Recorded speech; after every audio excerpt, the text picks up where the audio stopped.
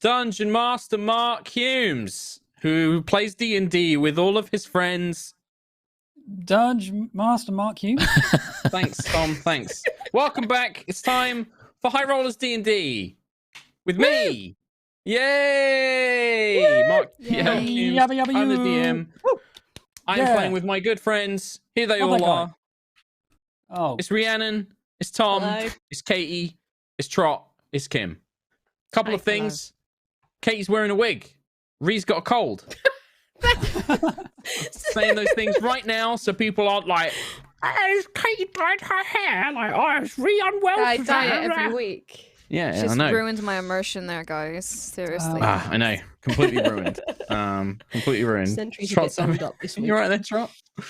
What? Nothing. Oh, okay. I thought you were like leaning off the screen. I had a little sip of my coffee. All right. Nice. It's vodka. Non-branded coffee. Vodka. It's the only way to cope. Lovely. We're going to play some Dungeons and Dragons. Before we get into that, Chris Trott is going to tell you all about our wonderful sponsor, Vodka. No, it's actually D&D Beyond. Thank you, D&D Beyond. Hey, Vodka. D&D Beyond, it's better than alcohol, honestly. Did you know there's a subscription service for the low price of $2.99 a month? You can create unlimited characters, which is good for all of us because sometimes we do one-shots with the really old characters. It's like, oh, I still got that character sheet. Very useful. Cam Buckland, who's that guy? Useless. Oh, I've got a version of him. You can make unlimited encounters with it. You can gain early access to all the cool tools they're releasing. You can add publicly shared homebrew content with the subscription service and unlock exclusive monthly perks, like this month's exclusive monthly perk with these spooky character sheet portraits. Look how terrifying they are. Put a rib cage around your frame. Boom! Oh, Jesus! Like that. Oh! Be a subscriber for spooky season. Ideal for your spooky campaign, which I'm sure you're all running right now. Spooky. Whoa! Ah, Stop it. Hold on a minute. That's stop fright. it. That's just candy. Is it just candy though? It's horrible. evil. Is it not made from It's evil candy. something else? It's made from children. Oh. with heroin. Well, there's the spoiler. Heroin, the spookiest candy. Heroin. It's gonna be Thanks, one of D&D those. Beyond. Are we okay this week? Yeah, no, No. we're not. Gonna go with No. that. Also, Don't forget. Go on, Chris Trott. yeah, use the link in the description. Classic. That's what Mark was going to say. Also, I said last week that Penny Dragon Games was sponsoring the next 4 episodes in a row. Totally lied. That's not happening. They will be sporadically and nicely placed throughout future episodes, and we're not sure when. But for new magazines, so that's exciting. Every time I do one, it'll be for new stuff. So that's good. The idea is that when they have a new issue of the Mag of Holding, we will do a sponsorship for it. Chris Trott just misread the information we get from our lovely helper goblins that help us with all of our sponsorships. Or lied. And things like that. He lied. Also known as He Podcast. lied. Why did you lie? God, Yeah, believe why did you lie? Why you were a liar? But yeah, he's lying. as Chris Trott mentioned, please don't forget that the sponsor links all live in Twitch chat, the video description, or hopefully somewhere in the podcast description. I don't know how Tom does it. I leave that all to Tom. Make sure you click those links. Whenever we have a sponsor, if you want to engage with the product, whether it's Mag of Holding or whether it's D&D Beyond or a cool one-shot we're doing, make sure you click the link and engage with the product via that link because it tells the people that you came from High Rollers. And that's really nice and that helps Manscaped. us. Shave your balls. Thanks, Tom. Save it for the podcast. I will. But yeah, make sure you click those links. Make sure you follow through using the codes or whatever we give you, because that is the best way to let the sponsors know that you came from us and you didn't just find the product on its own. And that's a big help to us. Thanks again, D&D Beyond, as always. Thank you, Chris Trott. Tom, tell us about the podcasts. Do you like listening to High Rollers, but you don't have time for all this mess? I'm talking about my face. Then you should listen to the High Rollers podcast, which is live, hopefully Mondays and also Thursdays in 2 parts. Easily digestible chunks. Amazing. And you can listen to the High Rollers podcast on Spotify or wherever you get your dang podcasts. That's a way you can consume us. Consume iTunes, me. podcast appies. And also, and another thing, if you do check out the podcast, or maybe even if you don't, go and give us a little cheeky review there as well. Give us a little 5 stars and a thumbs up and a winky face, just to say like, I love High Rollers D&D, my favorite D&D themed podcast. It's better than all of the other podcasts combined ever. Wow, that's something I'd say.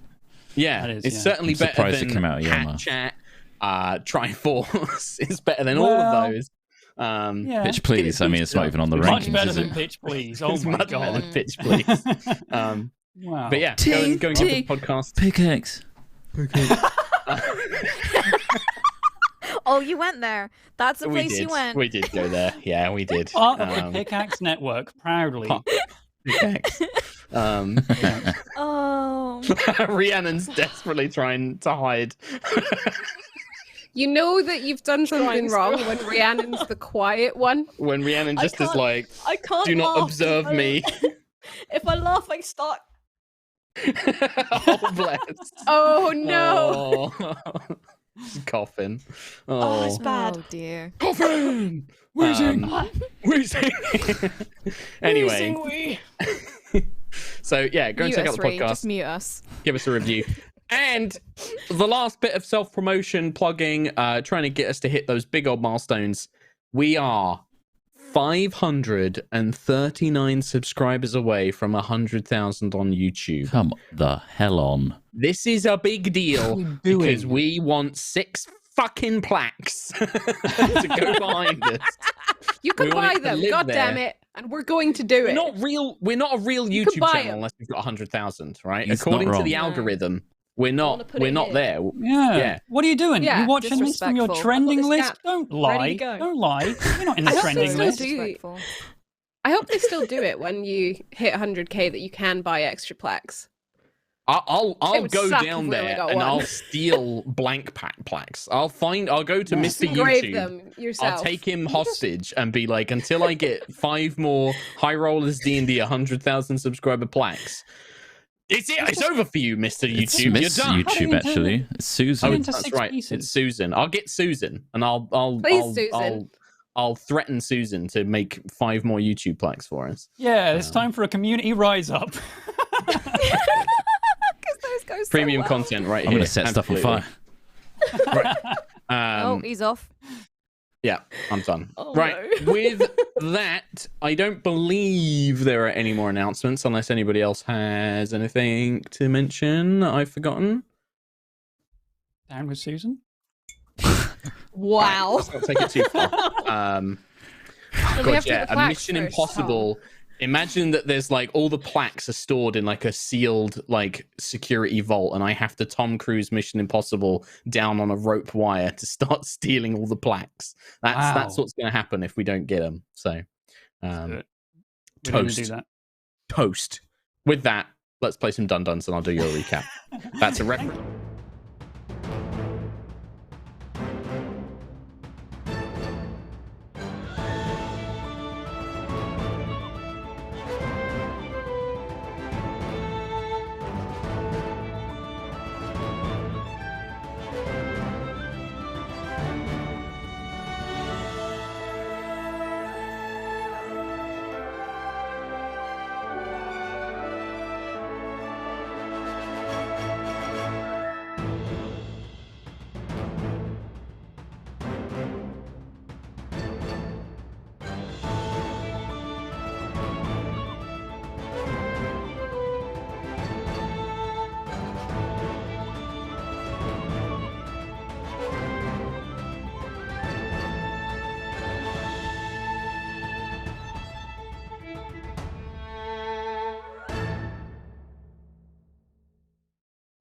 Hello, and welcome back to Aerois. After returning to the halls of infinite resplendence, following them defeating the Titans of Fear, the Stormchasers asked for aid in undoing a curse placed upon their friend Thalia. Thalia's transformation, however, takes a darker turn. During the ritual, a voice calls out, and strange magic seems to warp the spell before vanishing mysteriously. Thalia reappears, her Medusa form gone and returned to the elven woman she was before. But Quill notices a strange mark upon her wrist. The origin of Thalia's curse is revealed. As she was once a wicked and cruel Fey princess, she tormented a good-hearted sorceress called Mesmera, who turned to darker powers in search of revenge.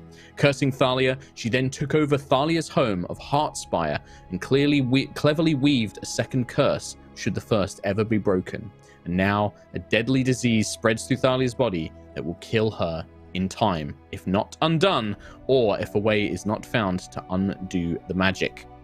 The party now face the problem, the complexities of reaching the Feywild, also known as Lunaria, as there are many magical and physical obstructions and obstacles to overcome. A number of options were discussed. They sought out their old companion, or like a person of interest, Rosemeadow, and they also have some ideas of their own, but that is pretty much where we left things off last week. Following as well, I guess the other bit I forgot to put in my recap was Nova Vija's attempted contact other plane, where she attempted to contact the sorcerer Mesmera to ask questions. However, failed saving throw resulted in some consequences, with Nova being subjected to powerful visions and memories of this sorceress Mesmera, which showed all of the horrible things that Thalia had done to her, causing Nova to be repulsed, to be revulsed by Thalia's presence, resulting in a confrontation that saw the two of them split apart. At least temporarily. We don't know what the next steps are. Ayla had spoken with Thalia. Thalia has returned to her ship, the Twin Star Longbow, and I believe that we just left things with Nova getting some much-needed rest away from the party as the party discussed their next steps. Which was basically my plan, or at least my idea, was to try and find a way to infuse a crystal on my Bookiewook, the Wayfinder's Guide, with a energy, if that's a thing, if that is a thing at all. It could possibly be.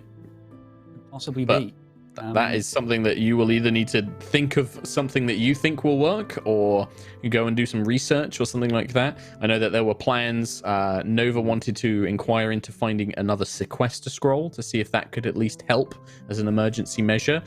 Sentry had some plans about talking to Maximilian about the archways. Nova had some other plans around her professor and things like that. I don't know if what Lucius and Ayla plan to do. Is there anything else I forgot to mention that you feel is important for people to know before we start today's session? I don't think so. I think you covered it all. Yeah, Thalia said, "Why are you guys helping?" And we were like, "Shut up."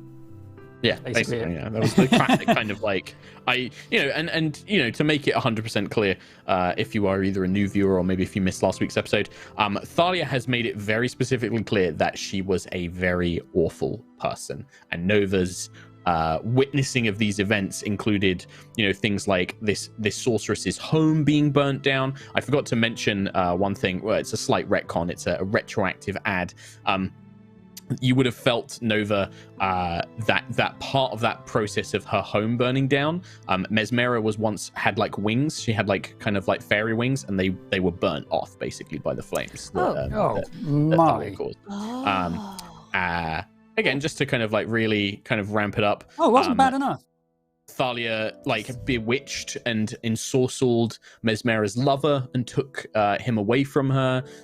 She, bullied and tormented and caused physical harm to, and was just generally a very horrible person. And Thalia's made it very clear that she understands that and she knows who she was, and isn't entirely sure if she deserves to be saved. And that was very much a big part of it.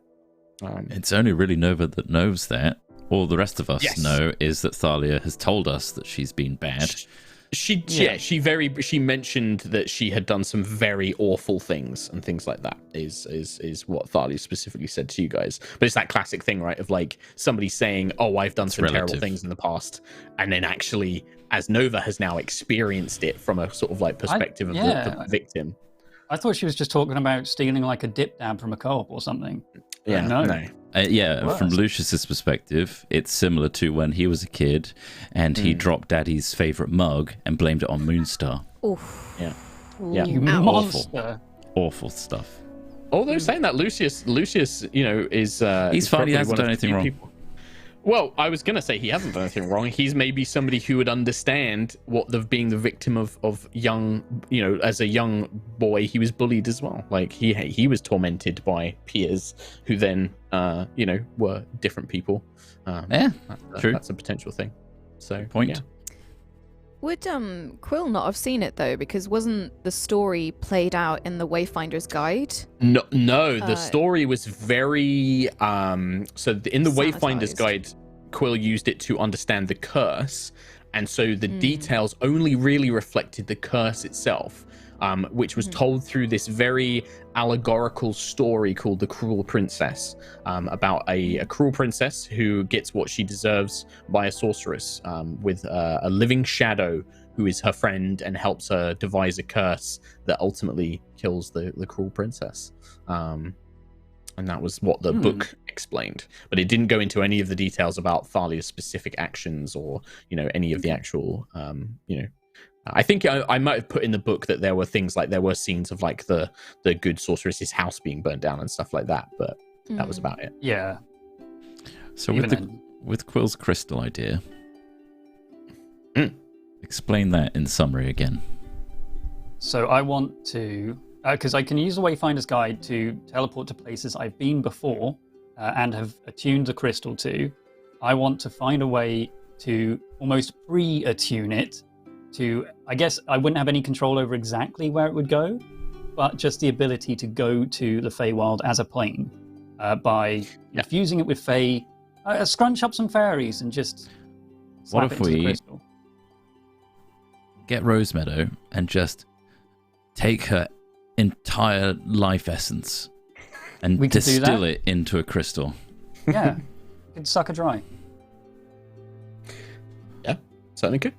And just to explain the with the whole planes thing, Lunaria, aka the Feywild, because they're basically the same thing, it exists in something called the Twilight Nebula, and I think it was Max who might have explained this. Maximilian explained this. The Twilight Nebula makes things like planar travel difficult, and it stops Magitech. It causes problems with Magitech, so you can't actually just plane shift into Lunaria normally. You either need to have a guide, a natural born Fae who can act as a guide, kind of like a compass or a waypoint or an anchor that can actually help guide you to the plane itself, or you need to have some other sort of magical way of breaching through the kind of the unnatural magic that the Twilight Nebula kind of infuses into everything. Even Starbane's forces, they have established like a garrison, and they have starships that can reach there, but only because they've now allied themselves with the Fae of Lunaria, and that means that they have guides and they have compasses and things like that that help them. And you said, I think last time, that guide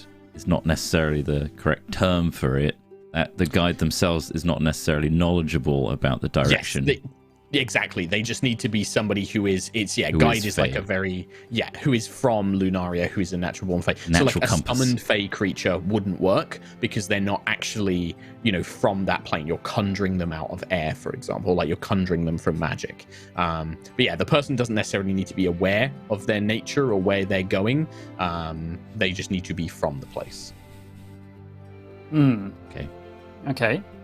And also the travel there, if we did choose the astral space route, would take longer than Thalia has left, right? Potentially. Again, it's difficult to say. There are ways to travel fast through astral space. The other complications with the astral ship travel plan is you have to hope that Palador will open up the cradle and enable you to pass through it, like you did when you came back to Aerois. B, Callus has fleets basically blockading Aerois now. He has sent his fleets to basically be like, right, when this cradle comes down, we're attacking. So you'd have to get past them. Then also Lunaria is a sovereign plane of the Valkyrian Empire, which means there would be Valkyrian ships at Lunaria as well. and you'd have to get past those. Okay. Potentially possible. Like, you guys have done, No exactly. You guys have done that kind of Easy. stuff before. It just makes it complicated. More time. And yeah, yes. So I guess maybe Sentry's plan of trying to find a gate and teleporting to it in the same way that they tried to do below the Abbey, but that one is destroyed now. Maybe find another one of those, and maybe Is it destroyed? Destroyed or moved? Destroyed. Well, I mean, would you want to start with Sentry, or do you want to, start with Quill's plan, or Nova? You had some stuff you wanted to go talk to Jocelyn, your old professor, about some Yeah. stuff. I had a couple. Who of wants to take the leads, lead? but Reed, do you want to? Yeah.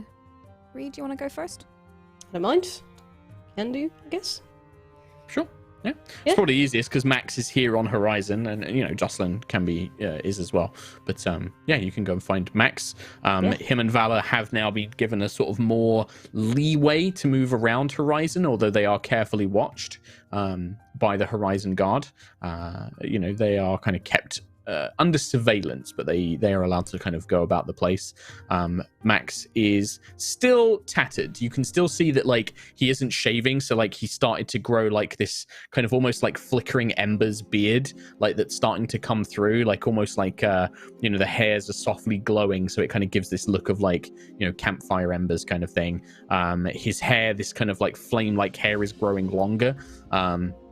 He looks a bit more he looks like he's eating and like looking after himself in other ways, like training, but he's definitely looking a bit more disheveled. He's much more sort of Strider Aragorn at the moment than sort of clean-cut King Aragorn that he probably was when you first met him, when he was much more of a proud sort of knight of Gideon. But yeah, you can easily find those guys. Valor is pouring away. You can see that she's got like maps kind of spread out all over a table, and she's using crystals, and she seems to be going into long moments of meditation. And Max is just kind of arms folded, leaning against the wall, watching her while she does stuff. When he sees you, he just nods his head. Sentry. Max, I'm glad I found you. Sentry pulls out her little notebook that she bought a few months ago. I've been speaking to people. I spoke to Root, and he told me that Valkyrian forces are in the Feywild. Is that correct? Yes, it is. It is no secret for me to share that the plane known as Lunaria swore its allegiance to the Valkyrian Empire. It is a sovereignty state, a sovereignty plane. They maintain their own government there. They continue to rule themselves, but they are sworn allies of the Valkyrian Empire. We need your help.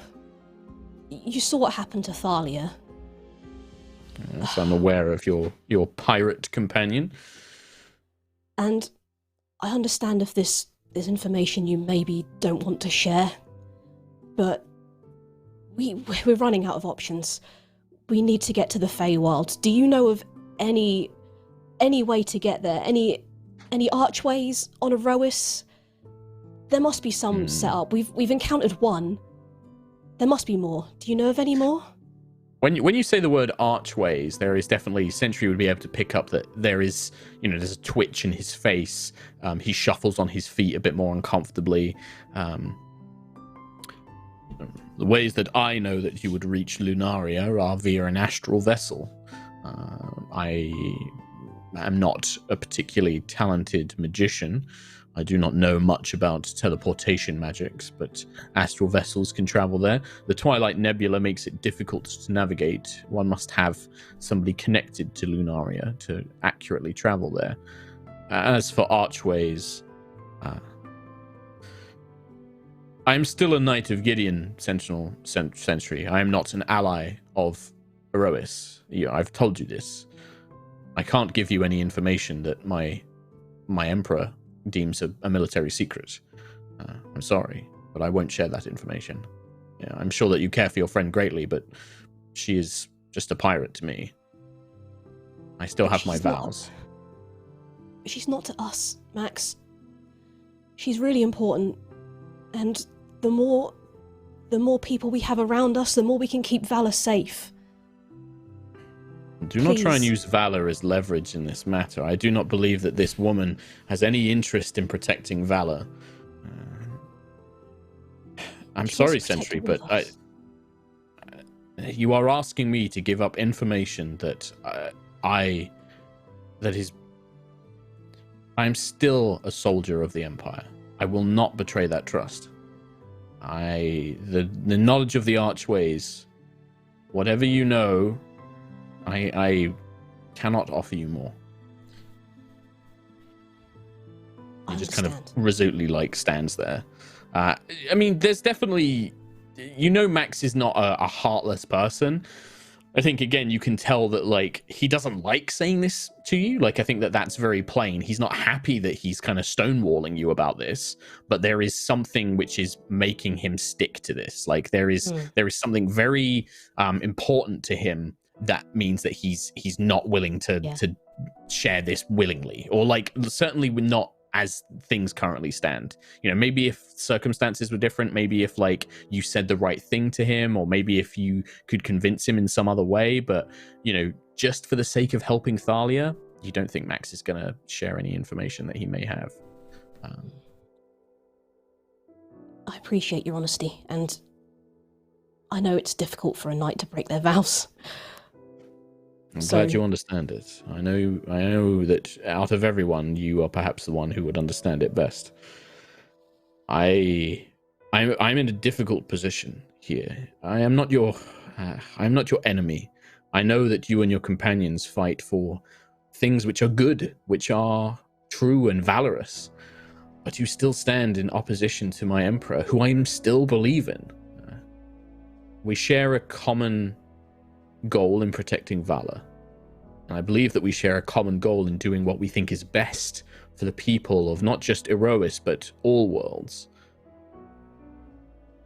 And I fear that if I tell you what I know, if I tell you the information, the military secrets I share, then maybe not you, but perhaps the people who listen to our conversations, these Horizon, this Danica, they may use that information to strike back against a man whom I trust to do the right thing.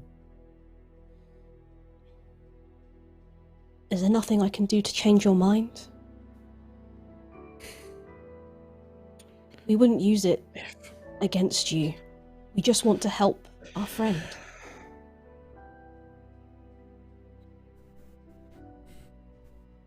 I will say this. I know of these archways. I do not believe it would be me breaking a vow to tell you that Callus has a great interest in them, that he knows of them, that he knows that there are several here in Aerois. I believe it is written in your histories that they were once all destroyed, but that is not true. There are some which survived. You know this. You've encountered one. My understanding is that you met the Emperor via such a device. That device is not where you think it is. It's moved? That is all I can say. It's moved. Where would it be? Even I do not know the answer to that question, and I say that honestly. Callus is cautious. He knows that the more information is spread around, the easier it is for information to be revealed, even with those he trusts closely. Even individuals such as Zakira does not know everything that my emperor has planned. He keeps many things close to his chest. Thank you for telling me. That's huge. Okay, so we might have a way. There might be a way. Okay, I'll let the others know. But thank you. I won't. This is. Thank you for honoring my vows. Like I said, I think you are one of the few who could understand it. There is something powerful in an oath, something that makes us who we are. I will not break mine, as I expect you will not break yours. I will not. And I swear I will not use this against you. Thank you. It is not you that I distrust, Sentry. It is not you or Keelek. It is not even your captain Lucius or that barbarian woman. I do not distrust them. Nova Vidya is too clever for her own good. I think that she would use information I think she would use information in a way that she thinks would benefit other people, but perhaps is a little naive when it comes to its usage. But it is not. It is the rest of Aerois. You have at least seen my Emperor for more than just a villain. You have seen him as a man who has good intentions, I hope, at least. I believe that the rest of Aerois still sees him as a boogeyman, as a man of legend and myth, a villain, a killer. It's hard not to. I understand this. Good luck helping your friend. Thank I hope you, that you Max. find a way to help her. Just nods. Thank you so much. Just kind of like goes Essentially, back. just sprint down the road back to the. Yeah, you kind of turn and run. Terminator. Knife hands. Yeah, I think like we would probably see Valor like as you run away. Like you don't see this, but like any the audience in the movie style kind of Valor's just looking up and smiling. Oh. And then she goes back to working. Mm. Cool. All right. Yeah. Sentry comes back. She tells you everything that conversation she just had with Max. So, if there's any thoughts or ideas around that? Oh, okay. I mean, I was under the impression it was destroyed. This portal. But It's moved. It's gone. I don't know Right. where. I mean, I could find out. But if this is something that's under Valkyrian control, he was the last one we saw coming out of the thing. It could be in the middle of some fortress, for all we know, and it would be next to impossible to get to. I just want you to be ready for that. Well, there'll be But- Valkyrian forces on either side of it. Feywild under Valkyrian control anyway. It's gonna be difficult, but we To can be do fair, it. We have been to a fortress, and we did kind of take them out. So could be fun. I will also. Oh, yeah. Quill and Nova would probably remember this anyway, so I'm just going to mention it. With the archway, it wasn't just a set. It doesn't go to a set location. It's basically a Stargate. You dial Yeah. where you want to go. So if you can find one on Aerois, in theory, you can reach any other archway on any of the other planes. You just have to know the code to put into, dial in basically the wormhole. It's a Stargate. It's a Stargate. Yeah. I mean, Vala, with her Chevron's knowledge, fiction coded. her lost knowledge, managed to find the correct code to get to Starbane. I can cheat. I can cheat, use the eye, and find the way, or find the code that we need. I can also maybe try and locate it again with the eye. But is that the strategy we want to take? If it is in some horrendously difficult place to get into. I believe it's still worth seeing what condition it's in. It could be valuable information for Aerois as a whole to know where these archways are, if Callus indeed tries to use it to invade Aerois. It could be to our benefit. Yeah. Yeah, I mean, if he tried to save this one in particular, the one we know about, maybe there aren't others. Maybe he desperately needs this one. So if we control that, great. Who wants to bet that wherever the gate is, there's a giant Project Vanguard just waiting right next to it? Well, in that case, and I hate this phrase, we would be killing two birds with one stone. Really don't like that one. It's quite handy though. I've never It's a heard that. phrase. It It makes a lot of sense. Do two things with one action. We find out two things. One that we didn't even know we needed or wanted. Two birds, one Who stone. kills birds with stones? Monsters do. Monsters. I've seen people do that before, actually. Not like Aw. quill kind of birds, though. Like small birds, normal sized Yeah, you would. birds. It Not would be a hunter's thing, right? birdmen. Like, yeah, you'd hunt birds Disgusting. it's quite in common. the woods. Oh. It's easy. Stones are right there. Pick them up when you go. Right. Dinner. Far too much visual imagery for me to conjure up. Thank you for that. Anyway, yes, I say we leave valor to her finding the next Titan plane and utilize Quill's magnificent powers of all-seeing to locate the archway. Ain't no stone gonna hit Quilly. Except the one that blew my jaw off. Oh, there is sorry. one more thing. When I told Max we wouldn't use this against him. This information he's given us, it meant a lot to him to tell me that. I mean, it's hard not to. I know. This is an important asset to the Valkyrian Empire and a way for them to get into Aerois. We have to But it's stop also important to Max. I know he's a Valkyrian soldier, I know, but there is good in him, and I don't want to give him a reason not to trust us. It's taken him a lot to get this far. We need him on our side. But he is I don't want to withholding get information Brookstone from us. by a gate. I would too. If Because I was we in his ignored it. position, I wouldn't tell him everything. I wouldn't tell them anything. No, but Mm. it means he knows.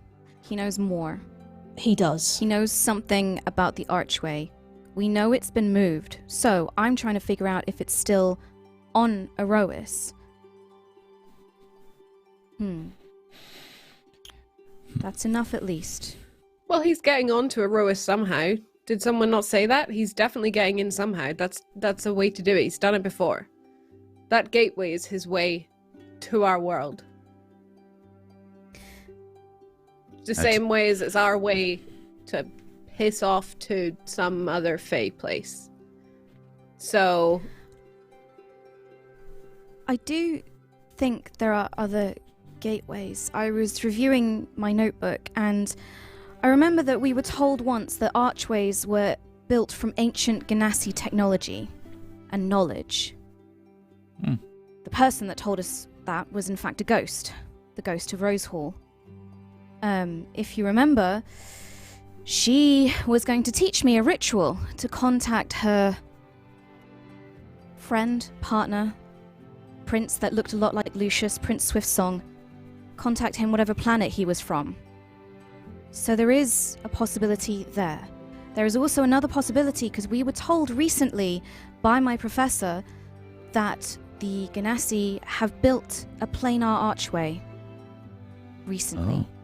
I don't know if that's the same thing but she told us after the meeting, after she came here to Horizon. Those are... She said there was the Atlas Academy have built a planar gate, and I don't know how. So there are answers there. But you need to know. You need to know what Thalia did to Mesmera. I know that you are all jumping into action in that wonderful way you do. A friend of ours, my girlfriend, is going to die in 2 weeks, and you've all jumped into this without even thinking about it. But I need you to know what she did. And I want you to know that I am still going to figure out an answer to this. I am... Yeah. If you want to Nova, join me... you're gonna do it But you don't anyway, have aren't to. you? Yes. So you're gonna do it on your own and maybe get yourself killed? Or are you gonna do it with us and do it probably a little bit better? Because, you know, we can punch things and stuff. I do lack the physical strength, yes, Ayla, and I won't lie, it would be a great relief to me if you all came, but you need to know how bad she was. Might I interject? Dear Nova, have you made a decision? Yes. That's all you need to say. We're behind you. We're coming. She did some very bad things, Lucius. Some very bad things. And you're still choosing Mesmera. to help her. You saw this Because I'm just in love. yesterday, and yet You love her, and you wish to save her. And that's all we need to know. We're not doing it Okay. for anyone except you at this point, Nova. We don't need to know anything, but we know that we want to stick with you. And I'd rather you didn't get smooshed, please. Because you are too clever, but we kind of need that clever on our team. So, just stick around. You do realize the fate of the universe is in all of your hands, and you are all far more important than this. Than a stupid Ganassian love. You are Yeah, but our we don't have universe as you much until... as- Exactly. You mean everything to us, Nova. We're coming with you, whether you want us to or not. Aerois isn't Aerois without you. And isn't Thank all you. this what we're fighting for in the first place?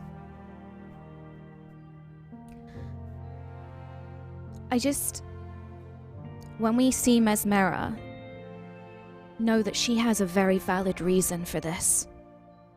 She really does. Well, frankly, Nova, I'm very, very squeamish, so the less I know, the better. True. But, I mean, granted this is just some storybook, but this Mesmera found some shadow that allowed her to cast this curse. She may have had a good reason, but there's something evil there. So we might need to eliminate it anyway, or whatever we choose to do to stop this curse. I think she may have Thank made you. some bad decisions too. I'm not saying I'm gonna hit her, but I'm gonna I hit. might. You know. Maybe. But if you tell me not to, then I'll consider not doing it. Maybe. Consider it. I mean, maybe the solution is to hit everyone and then sort it out afterwards, frankly. I'm a think bit it works confused best. myself. I'd prefer not. I don't want to be hit. I'm just saying. That's the end. I don't want to be hit by Ayla. No. No. No, Yeah. I don't think any of us. I'm not gonna hit you guys. Jeez. Not Yeah, until I that's the don't nicest- you know. That's Not the until I'm nicest thing mind you said, controlling. Ayla. Regardless of who doesn't deserve to be hit, I think it's upon us to find and seek the truth. It's all very well painting, we're good, they're bad. Thaler's done bad stuff. Mesmer's done awful stuff. Let's find out the truth, because that way we know we're doing the right thing. And that goes beyond to the grander picture of Aerois itself. And Nova has that ultimate desire to seek the truth, I do believe. With the conflict with Callus, the thoughts that she has regarding the finer points of Callus Starbane, the nuances. I think we need to let Nova's science Curiosity. mind and curiosity lead the way. And that's why we're behind you 100%. Within reason, though, we don't want another, explosion on the. Yeah, Yep. I was about to say, this goes so far, but if there is a secret Starbane device, or you're being mind controlled by Starbane, I might revoke the saying that I'm not going to hit people. Let's go with And hit people. assisted curiosity. Ah. With a I full bank. solemnly swear I do not have secret Starbane tech. That's all we need to know. That's all fine then. Good stuff. That's what a dominated mind control person would say. Tiangong, Oh my God, he's could you right. help me out here and reassure everyone that I'm not bluffing or... Finally, You... the real My truth. understanding. That's very whoa. strong. Tankong, Yeah, you my okay? Just Turn into a droid. My apologies, Nova Vija. It seems that there was some magical interference with my personality device. It's I can Starbane! confirm that Nova Vija does not appear to be under the influence of any enchantment spells or mind control, to my knowledge. all right. That's enough to go on. If Tiangong's not the purest thing, in this universe. It What is else? possible that my systems have been corrupted by Well, the brilliant. other version of I was myself. fine with that. Or my calendar. Didn't need that. However, Didn't need that bit. I would be unaware of this change in my personality. Oh, Okay. That's at all. He's corrupt. That definitely didn't help. Yes. Hang That did on. not help my case. you should My really stop apologies. using There definitely Tiangong as seems a to be weapon. some strange magical effect which is altering my personality systems. Has Hmm. Tiangong learned to tell jokes now? Humor is a little beyond my comprehension. I do not fully understand these jokes that you constantly make. Constantly. Okay. Hmm. I mean, it sounds like Tiangong, so It does. pretty sure. Is that because Pretty the sure jokes it's are not not very Tiangong. good? Because that's fair enough, really. If I may make a simple suggestion regarding this concern with Lunaria, Yes. by your Yes, silence, yes. I am assuming that this is an approval. It is. Yes, it yes, is. my yes, own yes, knowledge. very much approve. My own knowledge is limited due to being separated from many of my other shards and form. However, it is entirely possible that Tassadar still remembers everything there is to know about Lunaria and is very well aware of everything that is going on with the Valkyrian Empire. I understand that he made some agreements to visit around Aerois, but if we could track Tassadar down, I'm sure that Tassadar would have much to share about archways and similar technology. Do you share a connection Yes. with them? Yeah. No longer. Unfortunately, since the creation of the Triumvirate, we have become separate individuals, and now we operate very much like yourselves as individuals. Any connection that I once had has long since been gone. Perhaps Tassadar might be our first point of call. Rather than try and locate the archway, we could seek Tassadar, who has vastly more knowledge about potentially that and Lunaris itself. And might be more willing than Max to tell us things. Maybe. Assuming what he saw, he left us to explore Aerois and discover, well, the point of it, I suppose. Hopefully what he saw was the nice bits. You know, Rose Hall, that sort of thing, not the bad bits. I mean, Rose Hall wasn't great. All in all, let's be honest. Yeah. That's, well, okay. Thinking about it, is there anywhere There that was a has murder. There was a murder there. been? Hmm. Couple, I think. That's two. And then you've got the Your ghost. spyglass and is still there, Quill. Do you remember your spyglass? Yeah, no, I remember. Yeah, they stole my Yeah. spyglass too. Yeah. Mm. Okay, so maybe not there. Where else could you have gone? Ironwick? What happened in Ironwick? Oh, bad stuff. in Ironwick. little Bad kids. stuff. yeah. Bad. Little kids. Yeah, there was it children little kids being there? absorbed by. And- Yeah, and then the Under spaceship the under lake. the... Yeah, Yeah. the spaceship Yeah. under the lake. Yeah, Then- that was bad. Then Mm. Kaylee's Rest, and we all know We how don't that talk about went. Kaylee's Rest. We don't Yeah, talk about. no, we don't Yeah. talk about I that remember one. like half of Then, it. Okay. then the stuff after Kaylee's Rest, when There was we the got, Tower you of know, the Night some Eyes. to- yeah, I died there. Yeah. I died there. Yeah. Yeah. And No, yeah, we went had to under carry this your body for a ocean. while. Mm-hmm. Hey, hey everybody. Yeah. Lovely reminiscing there. Perhaps we should also consider that Tassadar may not want to help us at all. What is it? True. What incentive does he have? We're helping a friend that's sorry, Nova, but like a pirate who's cursed, has done horrible things. That is the reality of What's the there to gain? situation. We could approach it in more of a tactical way. We would like information on what Starbane's up to and where the gateway is. We don't need to tell him about the pirate girlfriend right away. Just saying. Hmm. Side note, pirate girlfriend. Main point, info. Yeah? Trying to get information about a etherically protected planet in case of fallback from Aerois, could all things go negatively. You can, Tom, you using the term etherically infused planet, you can tell you've been playing too much Final Fantasy. I used the I have wrong never word. used the term ether or etherically. I apart used from the etheric. wrong words. You can just tell it's like infested need- his mind. It's Yeah. just Get a there. load of He's got crystals Alphino and in the back of his head, like, Yeah. oh, yes, the aether. Just summon a primal and be done with it. Yeah. Rianger. It's going to come out and give a big explanation. Pray. Anyway. We must Pray find- sooth.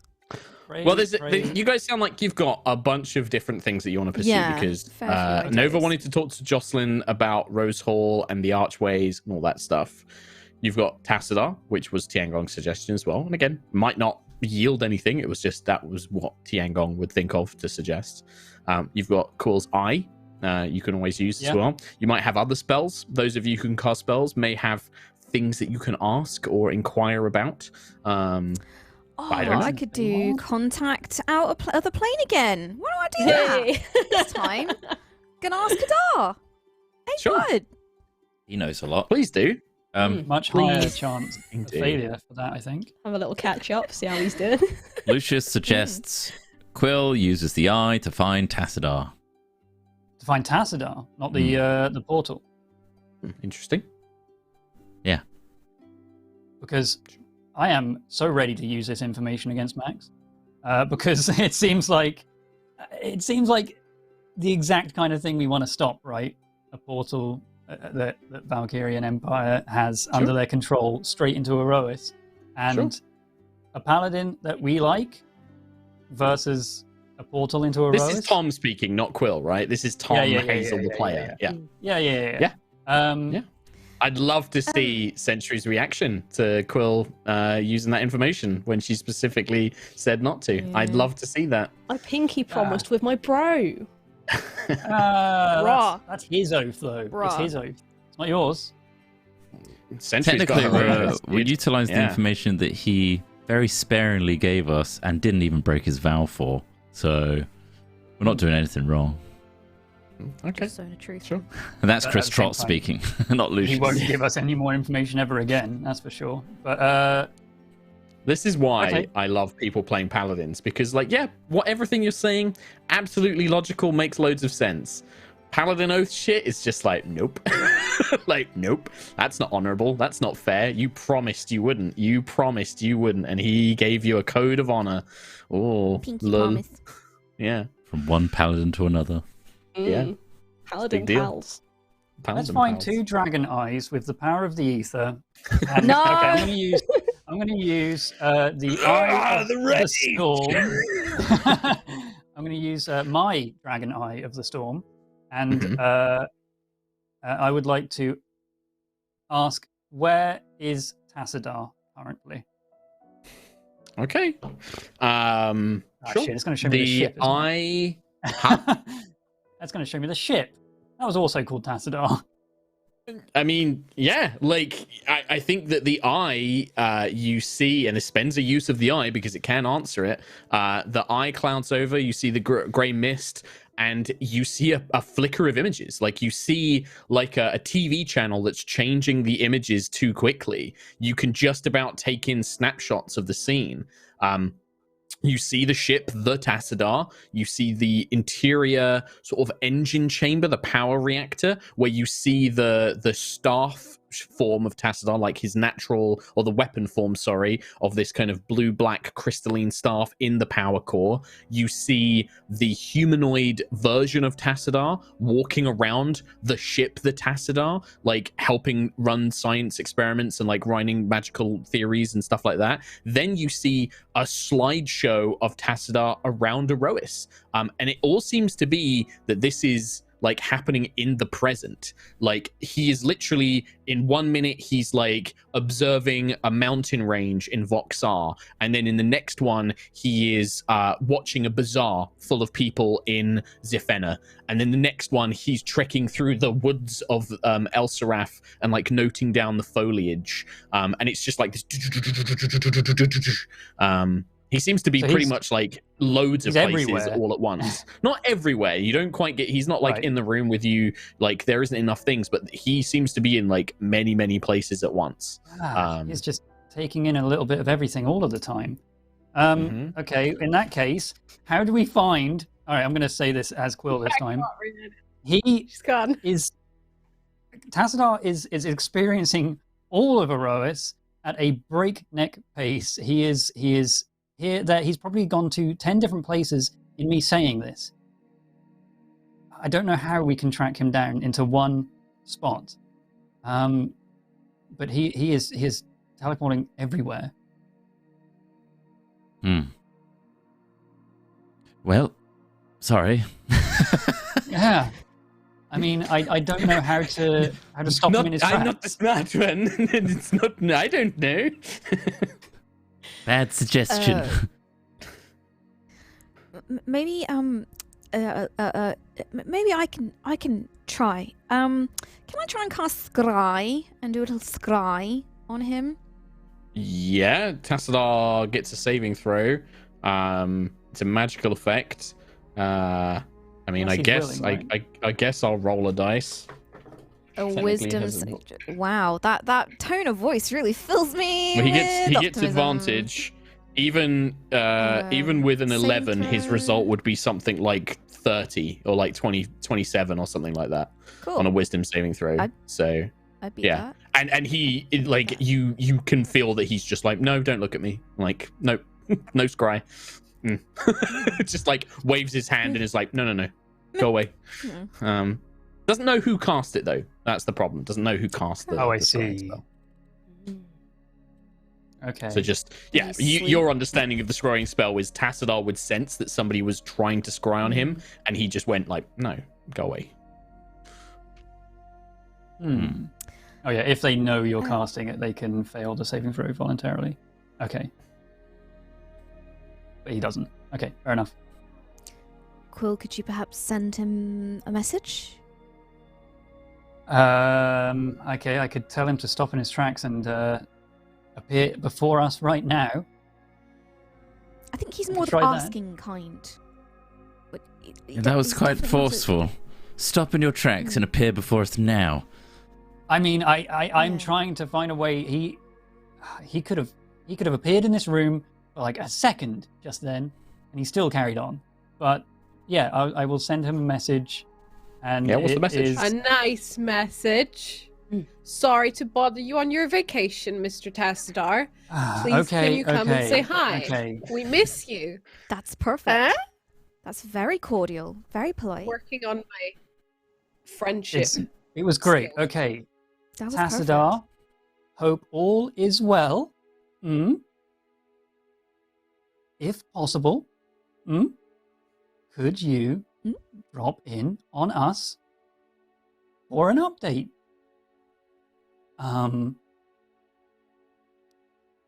No rush. Clear skies. Small rush. Okay. The message you right, get back okay. is the message you get back is very short. It is, who is bothering me? What is your name? I'll send another one. My apologies. Move on, who dis- You didn't Should have sign it. started. I said clear He didn't skies. say- I'm so used to saying he doesn't clear know what skies. clear skies means. Yeah, I know. My apologies. It's Quill of the Stormchasers. Okay, before you finish sending the rest of the message, there is a shimmer in the air. You sense that a few wards that have been built into Horizon's palace, you actually hear like the smell, like you smell burning and you see invisible runes just burn away. You see them suddenly like flare to life and then burn as if There go he's our just defenses. overridden some sort of spell. Yeah, like, well, Yeah. certainly a defense. Like, you're not sure if it was like all of them, but there is certainly a defense. And Okay. a elderly looking mixture of human and elven, but with this very strange kind of like these eyes that are like stars, you know, like night sky kind of glittering with stars, long ears, droopy kind of like white hair. Looks like you've never really seen like a really elderly looking elf before. Like, normally elves, even in their old age, still look like they're sort of like in their middle years. Tassadar looks like an old elf, like an old man elf, wearing robes, clutching a staff that matches his own weapon form.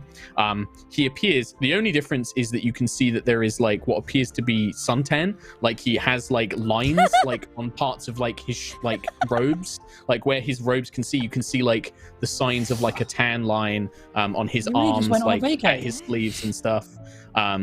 Took a You can also selfie at all see- these popular tourist Yeah. locations on Aerois, obviously. Yeah. You can also see he has Nice. a satchel bag which is overflowing with just stuff. You can see like what appears to be like a scarf that comes from like somewhere on Aerois. You can see like plants. You can see books have been stuffed in there. It's just like a collection of things overflowing out of this bag. And he appears and kind of looks around very sharply.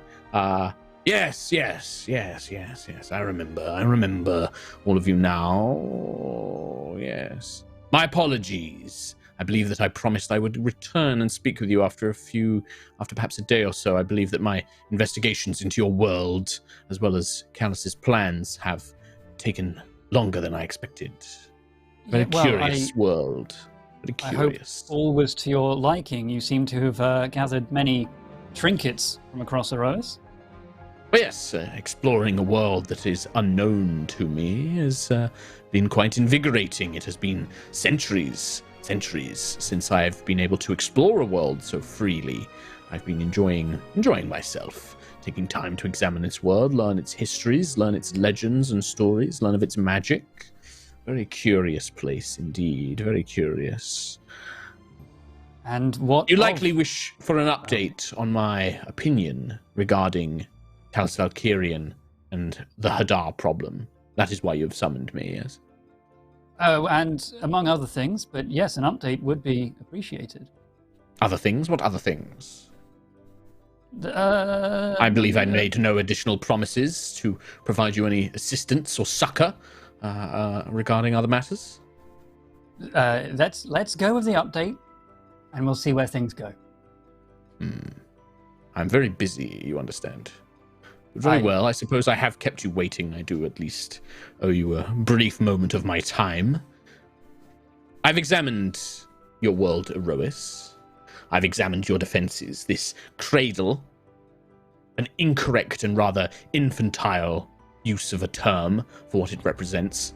A divine etheric barrier would be more an apt process. Etheric? Created by the remnant energy of a divine creature, of a true divine being, very powerful, very ingenious in some ways. Yes. Because I used the word etheric earlier, and everyone laughed at me.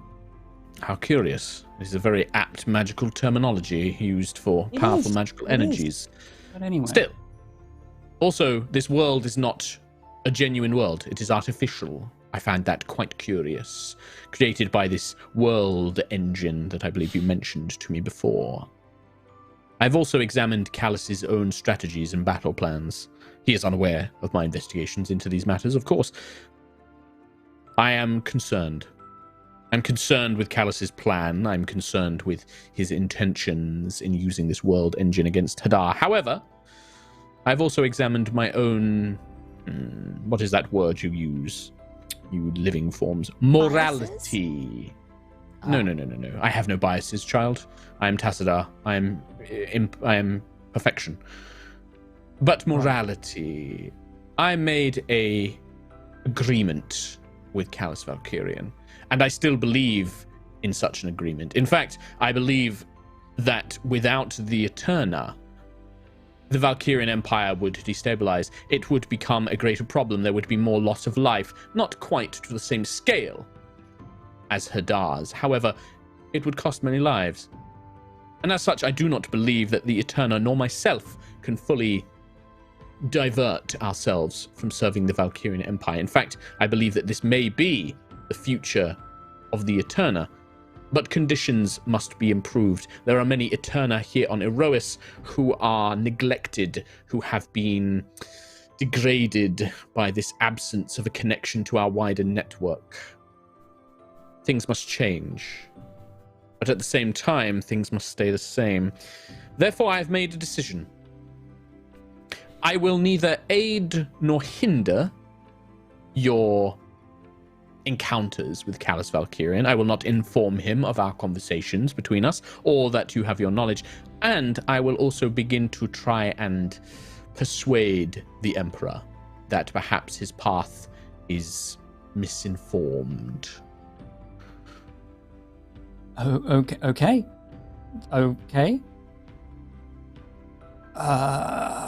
everyone That else sounds catch great. Misinformed in the way that the world That engine is- is not going to do anything. That he will only exacerbate Hadar's power, yes. It's By a good my thing to calculations, persuade the him about. energy emitted by the world engine, Callus has the belief that the world engine's power is limitless, and that such a being as Hadar would be fed. It would be satisfied by the power of the world engine. That perhaps it may even be too much for Hadar to fully consume, eventually overpowering him, destroying the creature known as Hadar. I do not believe so. The world engine was created by powerful beings. Indeed, its energy is immense, beyond the comprehension of perhaps even myself in my perfection. But it is not enough. It is not sufficient to destroy Hadar. Hadar is bound by rules, and some of those rules have been unbound by the Far Realm. No, I do not believe that Callus's plan for the world engine will succeed. But I also believe that it is still worthwhile to support Callus's empire, to support the man himself. He is a rare specimen of your kind. I find him compelling. Oh boy. Nova? You mentioned other matters. I was wondering what you knew about archways and if you encountered any in your travels.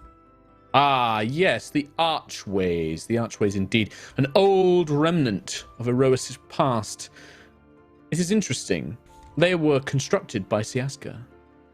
Although she was hesitant for the world of Aerois to truly integrate with the rest of the multiverse, there must have been some part of her that still wished there to be access to these other worlds. Buried, hidden, but still accessible.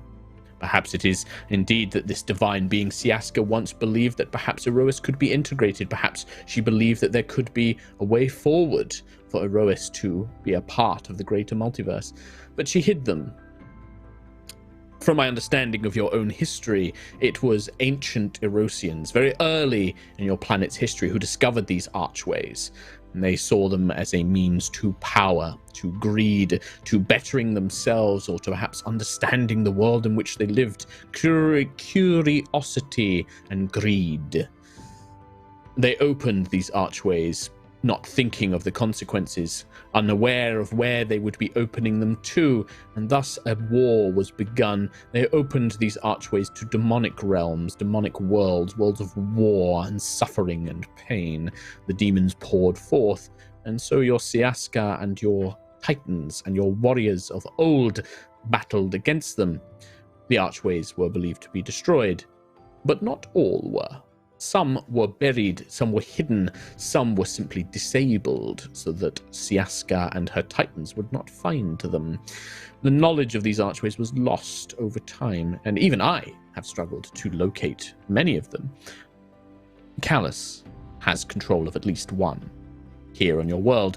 It is, I believe, the very archway you used to first meet with the Emperor, if my understanding of your history, the reports recorded in Callus's logs indicate that you met him beneath an abbey, using one of these ancient gateways, and that is where he was reconcited with his daughter. Is that correct?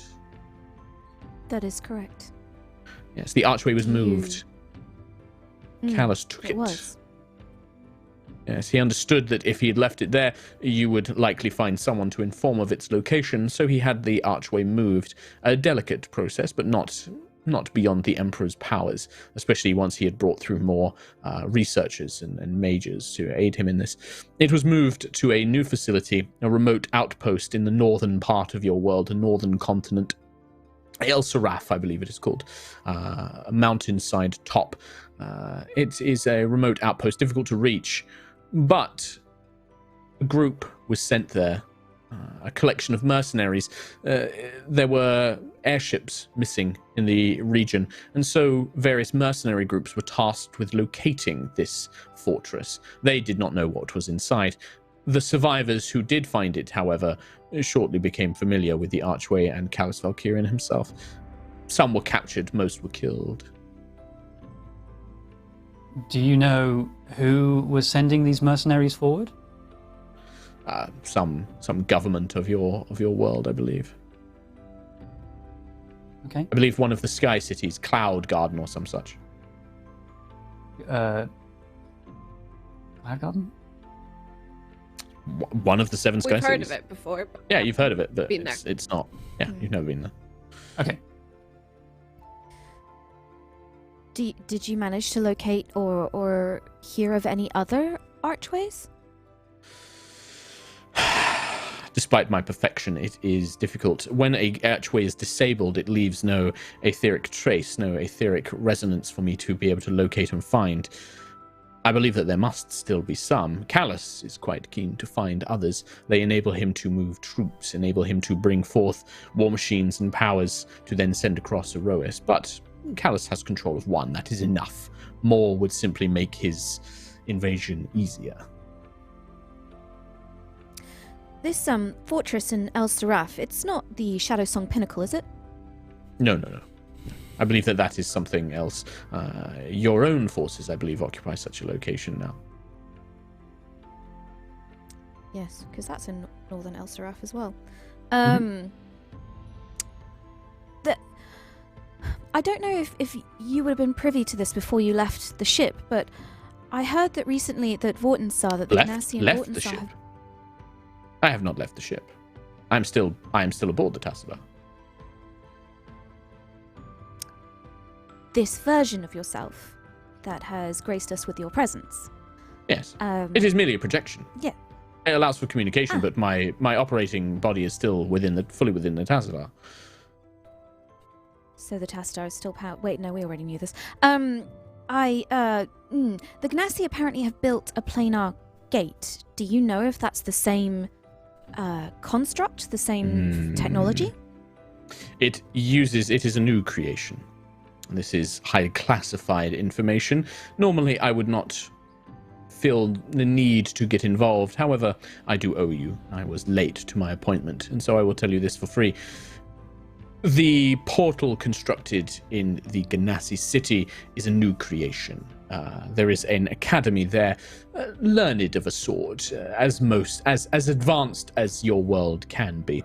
They have been given schematics, designs. They've reverse engineered the original archways and have begun constructing their own deep within their fortress. Even I was unable to fully breach their defenses, their wards of warding much stronger than the ones you have here. You should replace them. They are inferior. A being such as myself was easily able to overcome them. The Ganas, however, have perfected such wards, and I was unable to bypass them. I do not know the full extent of their completion of the project, but I have seen it reported in logs. Callus has begun transporting troops there using it. It is not as large or as potent as the original archways, but it is sufficient.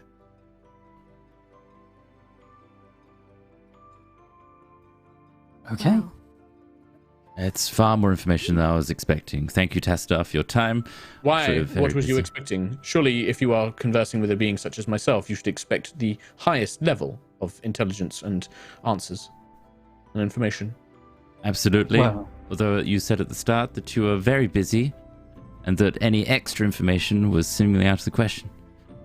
Very true, very true. I have perhaps lingered here for far too long. There are too many other things to explore and intervene in. I must arrange a meeting with the Emperor. I must begin to inform him of my doubts about his plan.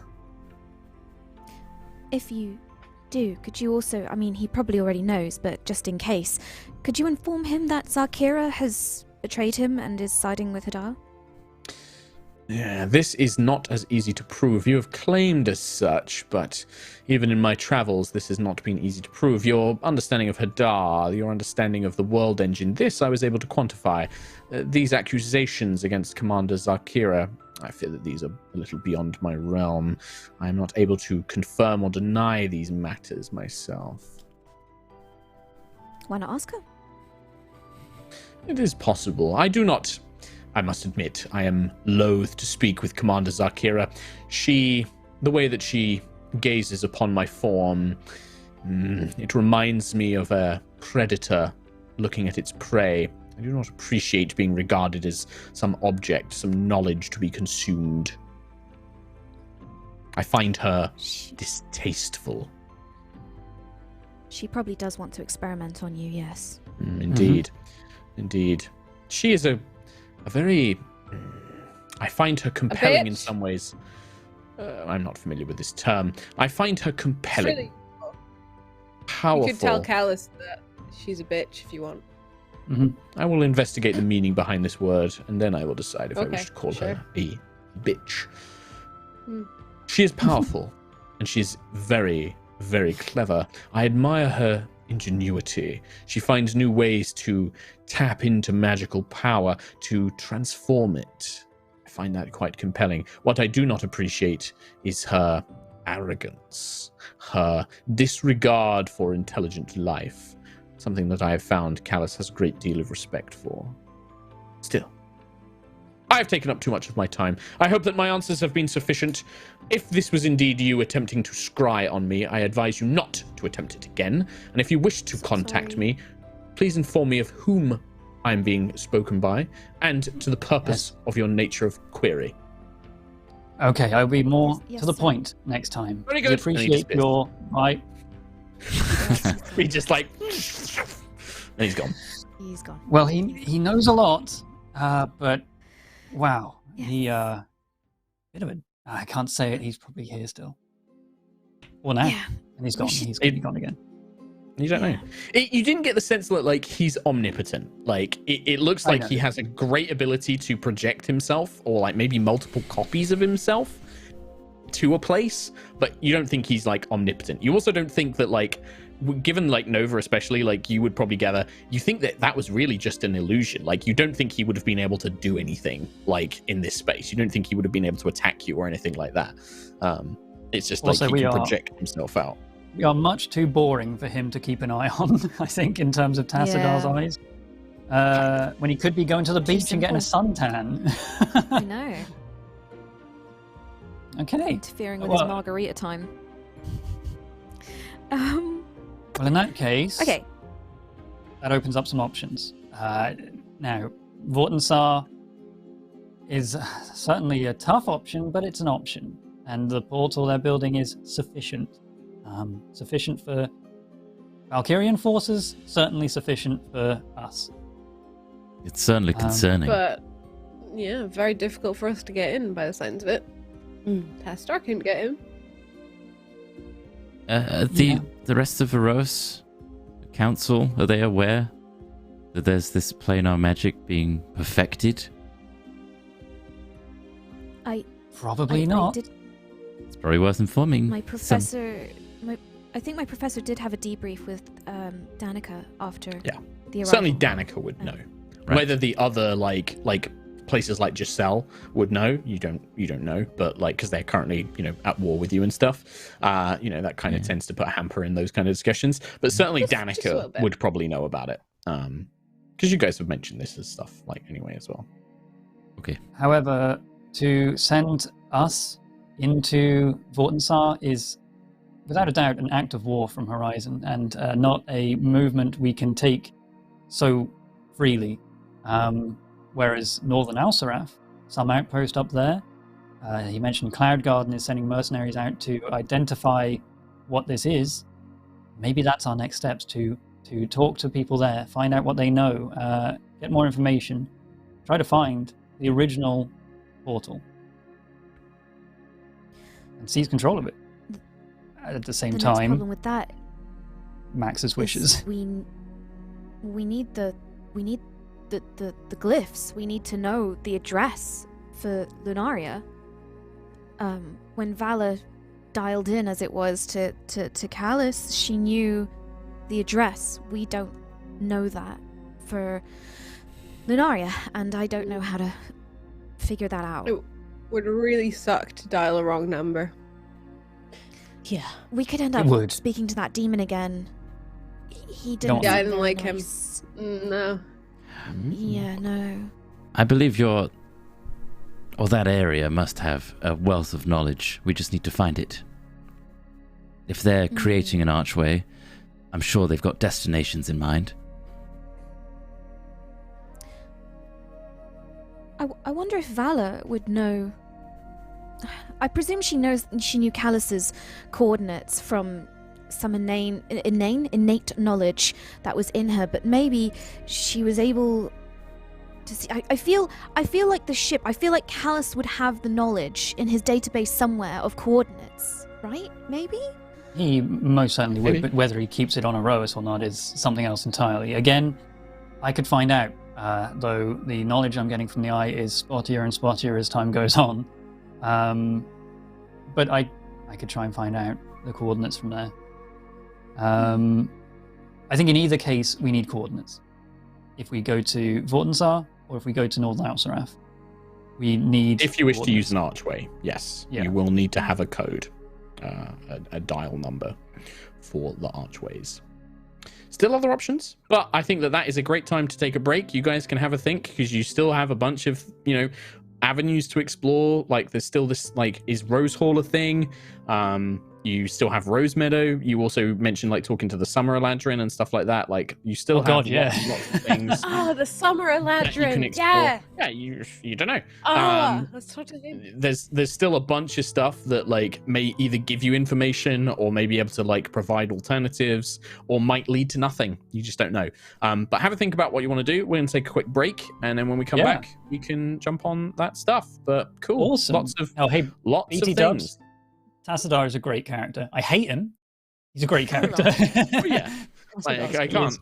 Everybody can't be super lovable and nice and like friendly. Some people are just an asshole, and he's a 1,000, 2,000-year-old magic stick that has the personality of a superior being and thinks that he's right all the time. And he knows it. He knows it. And he knows it. Yeah,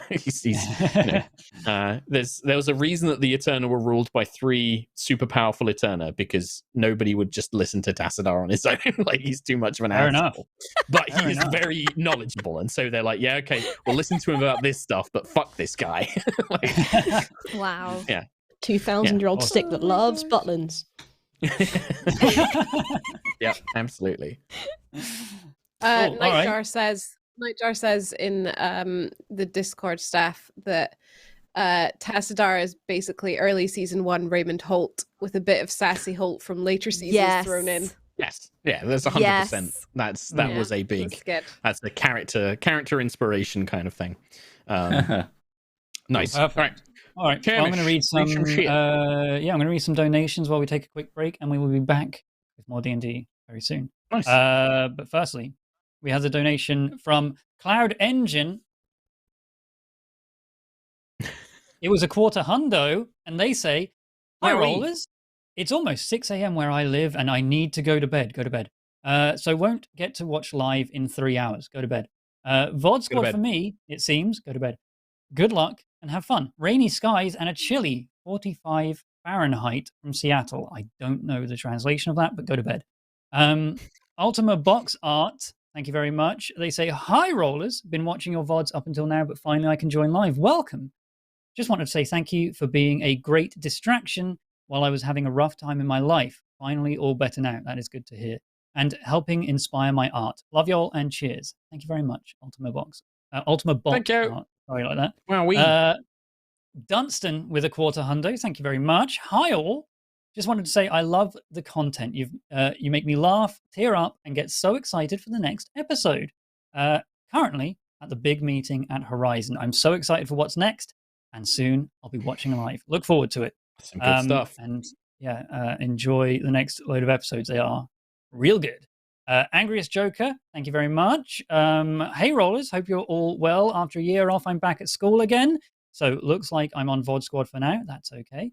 Had a quick question though. Are you planning a campaign Q&A after Aerois ends? Probably. I don't see why not. And if so, where can we submit questions? Be safe, guys.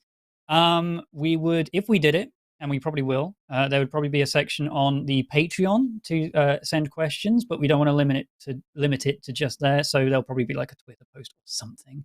But I think we'll focus on Patreon questions for that sort of thing.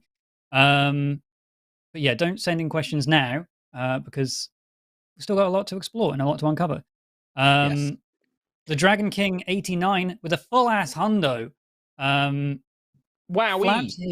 flaps his mighty starry wings to traverse the deep void of the astral era, just in time to watch my favorite hairless ape play pretend show.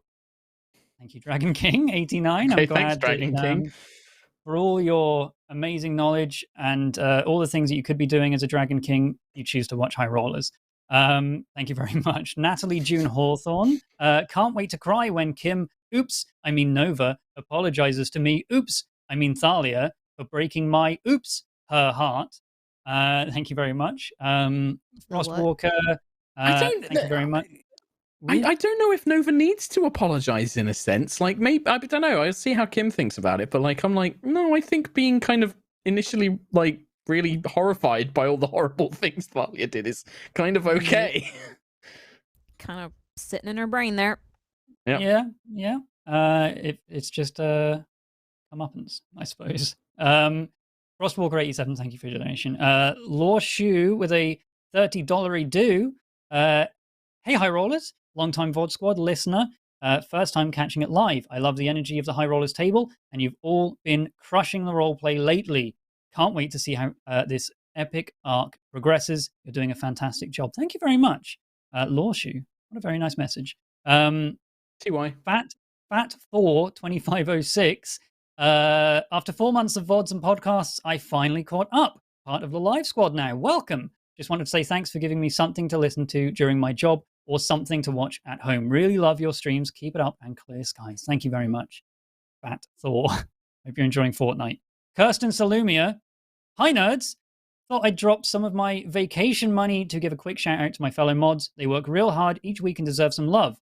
Special thanks to Nightjar for helping me out recently. Love y'all. Yeah, our mods are amazing. They do incredible Including work. you, Kirsten. You're all awesome.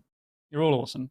Thank you very much. Burdiger has, oh my God, it's $323.26. I don't know the translation of that, but it's a lot. It's a lot. Thank you very much. Thanks. That's a big donation. Clear Skies from Switzerland. Thank you all for your amazing storytelling and being a massive inspiration for my own storytelling in D&D. Here's one Swiss franc for each fantastic episode I had the pleasure of watching over the last few years. Thank you. Wow. There you go. There's the translation. It's $323 in Swiss francs. Maybe to 125. I'm not sure. But either way, thank you very much. Thanks. That's Tom, incredible. do you want to get a drinky? Yes, I do. Angus. Oh, he's growing. He's so grown. He is a big He's Big boy. He's a huge. big boy now. He's gonna get big lad. Yeah. Nightjar, we had gift subbies. Thank you very much to Being Wolfie, MRE, Crispy, Jay Lee, Cola Man, the Dragon King, Cola Man again, Grandmaster DJ, I Am a Robot, Quill the Archivist, Nightjar, such generous, much wow. Put that in herself, I want to point out. Olorenve donated on the Yogs, but with no message. Thank you very much, Olorenve. And Nightjar's also posted the best or worst sub messages of the day, but I'm just not going to read it out. So, because I'm going to just, wind Nightjar up. Love you, Nightjar. As mentioned, while Chris Trott eats his biscuit, don't forget to check out D&D Beyond. Oh, he's got a corn cake because he's being a good, healthy boy. What a good little healthy boy. He's going to the gym and he's eating good. He's a good little lad, he is. Take everyone be more like Chris Trott, right? Be a good lad. Don't forget to go and check out our wonderful sponsor, D&D Beyond, and maybe grab their subscription, which is only $2.99, and you get access to unlimited character sheets, you get access to loads of cool extra offers, you get loads of cool stuff for being a subscriber, and if you do it, check out the link in the video chat or in the video description. Twitch chat or video description is what I meant to say. Go check out the link there, and using the link helps us out. Get yourself a spooky avatar thing, like what's that called? Frame. So spook. So spooky. Nice. Speaking of spookies, as usual, if you're a newer High Rollers viewer, you might not know this, but generally around Halloween time, we do a special episode where we all dress up. And I'm very excited about it because for the High Rollers episode, I have 2 Halloween costumes. I've got my one to go and see all my friends with, and then for the High Rollers one, I've got an Aerois NPC. For the first time, I'm going to do an Aerois NPC costume. So that I'm excited about. Is it Any Rose guesses? Meadow? I'll be guesses? excited if mine arrives on Rose time. Meadow. Smeek. Rose, it could be Thalia. Thalia. Rose Meadow would be amazing. Thalia would be amazing. Yeah, I'd do Thalia as well. Yeah, Rose Meadow, Thalia, nice. No male characters. Interesting. Danica? Smeek. No, Smeek. because Could be Who's Smeek. smart? What if I did Smeek? Could be Danica. Could be. Be Danica. Arvel? Be Danica. Mm. Sana. Arvel. Arvel's Arvel. cool. Anna. I do have bunny ears. I Sana. do have bunny ears. Siaska? Arvel would be good though. Imagine me with a giant big dwarf beard and a cowboy. That'd be great. I'm Arvel Daggers. Yeah, Siaska would be Summer cool as well, Eladrin. actually. Yeah. Bit hard for me to do Siaska, Tom. Not sure that would be very appropriate. No, good point. Good point. Very true. I've always described Siaska as being dark skinned. Not gonna cosplay I'm thinking Siaska. of stars as well. yeah, she Let's does have not do stars, that. but Let's not do that. yeah, no. Oh, Thomas. No. Sorry, Kira? Well, I need to buy a new Maybe. outfit. Could be. Oh. You do. You need to buy a new outfit, Thomas. Torman. Yep. Nice. Sayana. Scorb. Yeah. Cool. Sayana. Yeah, Sayana. Halfling, maybe. Nice. Project Vanguard. That's it. Howard. You nailed it. You got it. Howard. It's just a big mess. I don't think I've ever given a canonical description of Howard. Howard could literally look like anything. I don't think I've ever described said he him was a apart from halfling? he's a halfling. That's all I've That's about said. it, yeah. He's a That's about it. halfling. Yeah. Man, I hope cool. costumes arrive on time. Kim and I are. I'm sure they will. mine's- I'm sure they will. I was worried about mine, Mine's but I disappeared. think it's going to be okay. Yeah. Kim's given up. Kim's just like absolutely I've not. given up. Mine's not coming. It's Tom, I ordered it very- in September. It's not coming. That's, honestly, Howard could just be Samwise. Like he Yeah. could just be Samwise. That's how I Gamgee. always imagined him. Yeah, Like, when you say Yeah, halfling that suits man him. with a Bristolian accent, I think everyone's going to be like Samwise Gamgee. And like a chef, like, always thinking Yeah. about food, Yeah, for sure. Second breakfast and all Nice. All right. Well, let's jump back into it. Chris Trotter's finished his little corn cake. Everyone's got a little drinky. We're all good to go. Ready to roll And yeah, and maybe roll.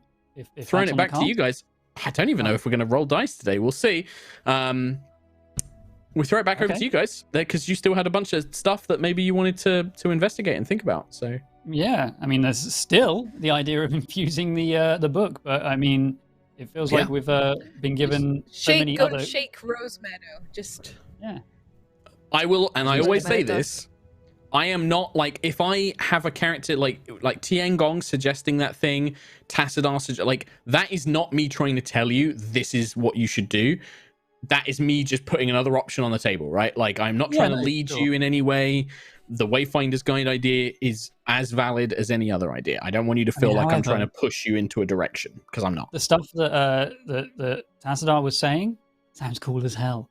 I mean, yeah, but maybe that's not fine. the best stuff at the same time, or feasible. So I mean, yeah, there's trying to find some way to infuse the book. How? How? Honestly, I'm a bit lost. I'm a bit stumped for a direction right now. Like I'm a bit like we've got a couple of different ways to go, and I really don't know how to go about it because it just feels kind of almost not impossible. That's not the right word, but yeah, I'm just a bit like There's a I'm lot of struggling to choices. figure out which way to go. Yeah. Well, remember that there's like, and I always say this, like, don't try and look for the best solution because there's no such thing, right? There are options, and all of them are going to have their problems, and all of them are going to have their good bits. They're just going to create interesting stories. So whichever one you pick, just make sure it's the one that you're like, my character would want to do this because this is blah, right? Yeah, That I no mean, one is the correct answer. There's no correct or wrong answers. Yeah, Quill has said that the idea of going to a new. What is the alignment of this? Was it Cloud Garden? Sorry, was that the name of the? Cloud Garden's another Sky City, yeah. I mean, Lucius would know a bit about it, but I don't think anybody else would. Maybe Quill would as well, like just from the In messenger terms of guild stuff. in terms of like Valkyrian versus Aerois alignment. Oh, where you do don't they know sit? that. No Oh. idea. They weren't at the summit. They didn't come to the summit. They weren't present. You've not interacted with them in any way. You do know, I would say that those Lucius and Quill would know that Cloud Garden is a much smaller Sky City. It's not to the same level as Horizon and Gusthaven. It would probably be closer to like a big town, like a kind of, it's not a metropolis city like Horizon is. Gusthaven's a little bit smaller than Horizon, but it's still a big city. Cloud Garden is much smaller. Nearly half the population of Gusthaven. Right. So not as much influence to go to a summit. No, probably not. Generally keep to themselves because Sky Cities are, for the most part, self-sustainable.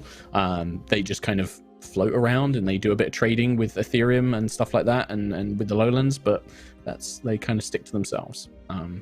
Not one that you would have had too much involvement with. Lucius has probably seen like the biggest, the most Lucius probably would have known of Cloud Garden is Sky Jousters from Cloud Garden probably came to Gusthaven to take part in tournaments and stuff occasionally, but that's probably going to be it. Maybe the Elanasto family probably did business selling Ethereum cages. We sold archways to them.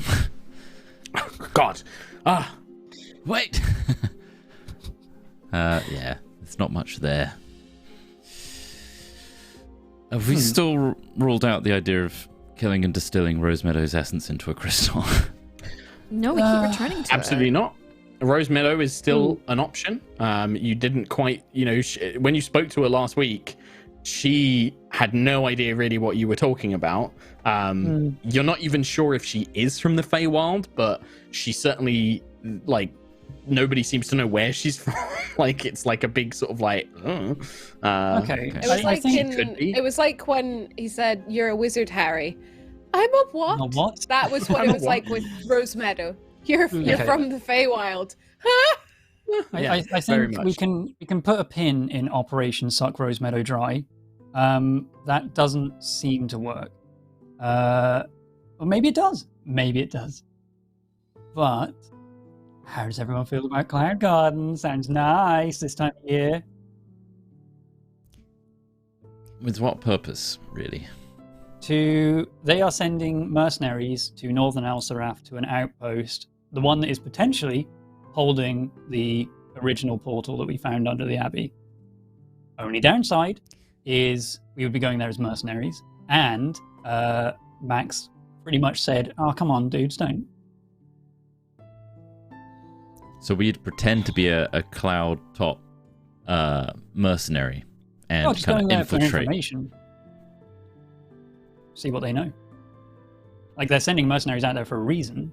Try and find out what they know about Al-Saraf, Northern Al-Saraf outpost, and using that information to infiltrate it ourselves. Meanwhile, Vortensar is again a Valkyrian-aligned Sky City. I don't That'd be know tough, if that's a thing. I think that's going to be pretty Vortensar tough. isn't the Sky At least City. for now. As an F1. Oh, No, Vortensar is the Ganas Yeah. of City. course, yeah. But still, we can't really be seen there. I don't think it's an option yet. Well, I do intend to return there sometime soon. The plans that we put in place to try at least and destabilize them. But I wonder that if us turning up there now to suddenly disappear very quickly would mess with those plans. We don't have time, really. I think the Cloud Garden idea is perhaps our strongest. It's our strongest lead. And maybe I can figure out the coordinates along the way. Other than that... I could Lucius? potentially You've got that look. Do you have a headache? source... No, I'm thinking. It's my thinky face. Okay. Perhaps I could source some of the old contacts that my family used to use at that area. I swear they did trade. And maybe there's someone still there that we could use as a point of contact. That would be good. We also need to find out which way they sit. Sky City floating around, I don't know if it's necessarily chairs, Quill. Of course, chairs. I just mean in terms of Valkyrie and Aerois. Oh. Sky City might not be necessarily a great place for the Valkyrian Empire to control. Maybe it is. We should try, find out. We should talk to our little friend that we captured from the Feywild. The summer The guy that wants to fight. Yeah, he wants to fight us. Oh, I think it's worth a shot. It won't take us long, and at least we can rule that out. And to be honest, if we were going to crush anyone and put them into a crystal in a book, I'd rather crush him than Rose Meadow. And that's saying a lot because her voice does great. It does great.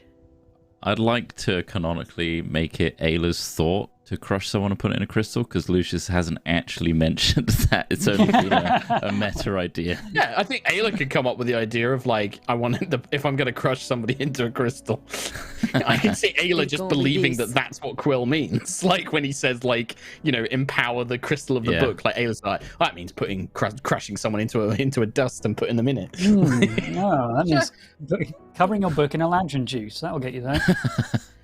Well, The more leads we it would have, be the better better. if it was him, right? Right? yeah. True. Right. It would be quick, and it would help if we suddenly have an instant use of him and can immediately get to Lunaris, then so be it. Yeah. Okay. Lunaria. Let's do that. Lunaria. Lunaria. Yeah. Quick But you can just call it the stop by. Feywild as well. You can just say Feywild. It's the same thing. If it doesn't get us anywhere, we can look at the other Sky City stuff. It's just a small pit stop on the way. How about We could do that. We could look at something else entirely. We don't have to go to Cloud Garden, and we don't have to upset Max. Okay. Max would know, Hello? right? What was the exact wording? What did he say to you exactly? I just It need was to know more of- in what capacity we're betraying him here. It was more of what I said to him, I think. I What said kind I of promises swore. did you make? I swore I swore wouldn't to use him? it against him. What specifically did you swear? That we wouldn't look for archways? We look for this one archway? We don't know Because about? the whole thing about Paladin Oaths is it's all about the fine print. 100%. It's definitely not about the general vibes and feelings of it. it's got to be a loophole? Yeah, there's got to be a loophole. I said I swore we wouldn't use it against him. I mean, we're not. We're using just it going to against have a him. look. But we're not. Mm.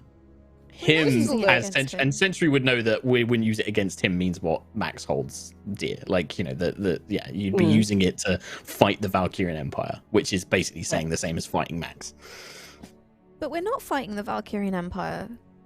that you know of. We're reclaiming what was taken from us so that they can't fight us and we don't end up hurting them. Oh, I'm so conflicted right now. Oh no. You could multi-class. That is not canonical. One level of Just road. become a There you fighter go. Sentry. It's less problematic. Yeah.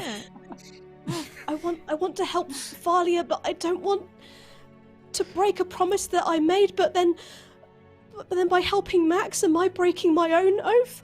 And then Sentry. I'm using the archway to go to Lunaria to save my girlfriend.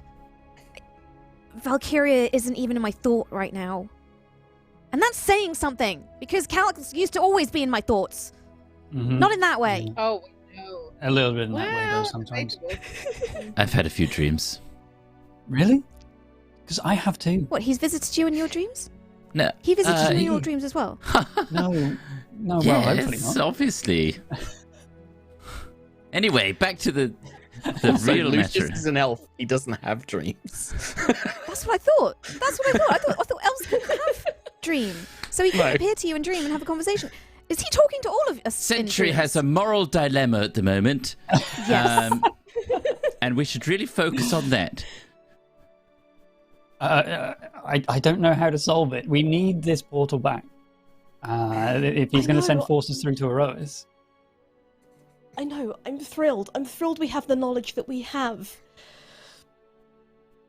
Oh, What do you guys? What's I the think plan? she's Do you want to go gonna speak to the Eladrin? explode. Do you I'm gonna want to? explode. I don't know if Guardians Why can don't explode, but I we? think I might explode. Speak to the Summer Eladrin. We could circumvent this whole moral quandary that Sentry is stewing in right now. If he can just be our Feywild guide.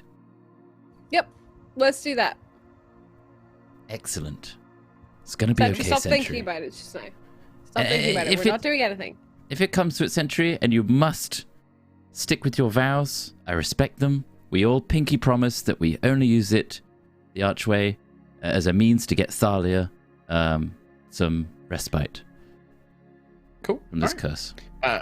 Did Nova want to? Did you still want to talk to Jocelyn about Rose Hall, or did you want to? Was that? Or were you gonna ask Jocelyn about the archways, weren't you? Or Rose Hall was a separate thing, wasn't it, Kim? I think, to be honest, Tastar kind of answered those questions. So Okay. Well, for now, if we want to talk to the Summer Eladrin, and then I think that's a lot of talking. Sure. Sure. Yeah. It's not. You can speak to the guards in Horizon, and they will tell you that yes, they still have the Eladrin in custody. That they're in the prison. They've bound their hands and gagged them to stop them casting spells and things like that.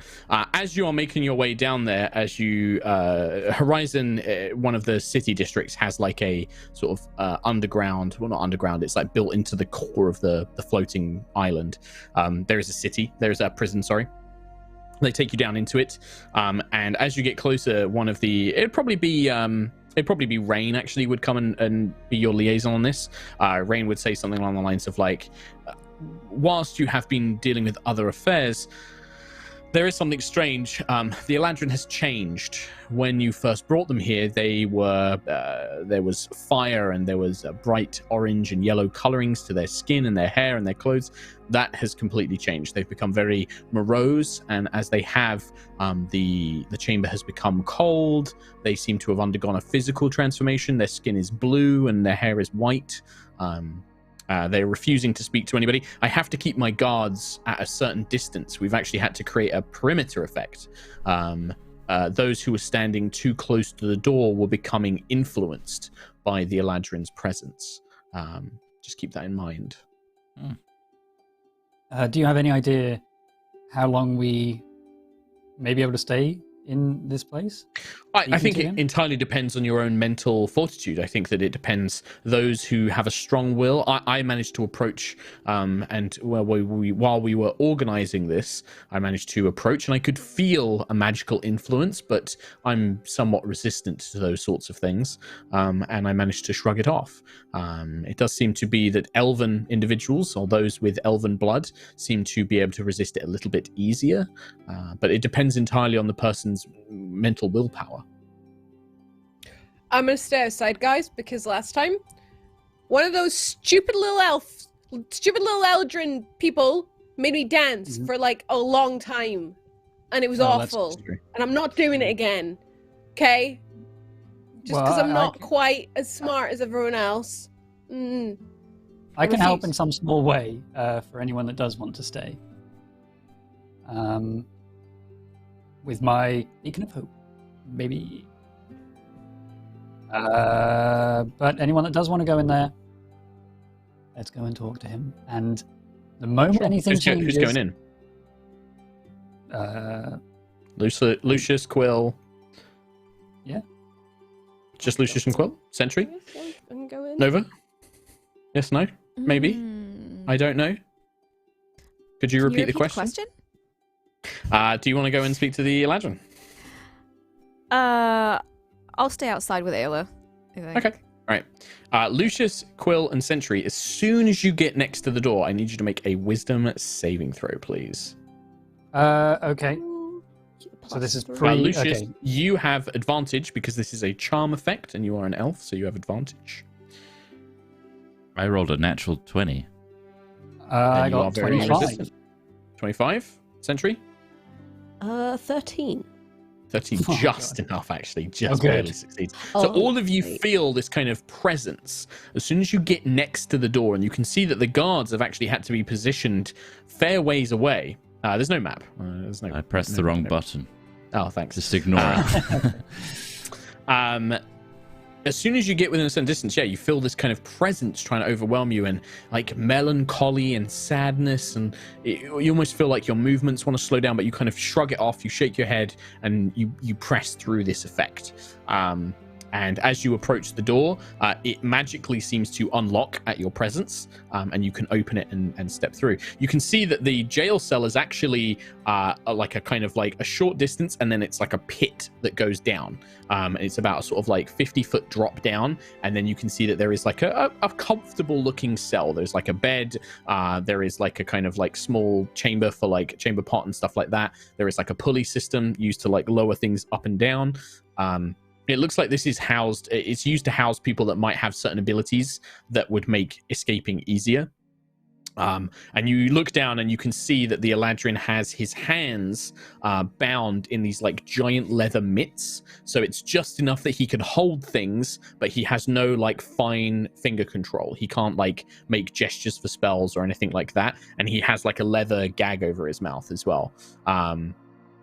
And he is completely different. You see that he still has the same sort of facial features. His hair is the same style. He has the thin little mustache, but where he was once all flamey and orange and yellow, it is now blues. The hair is like this white, almost kind of ombre effect into like a ice blue green.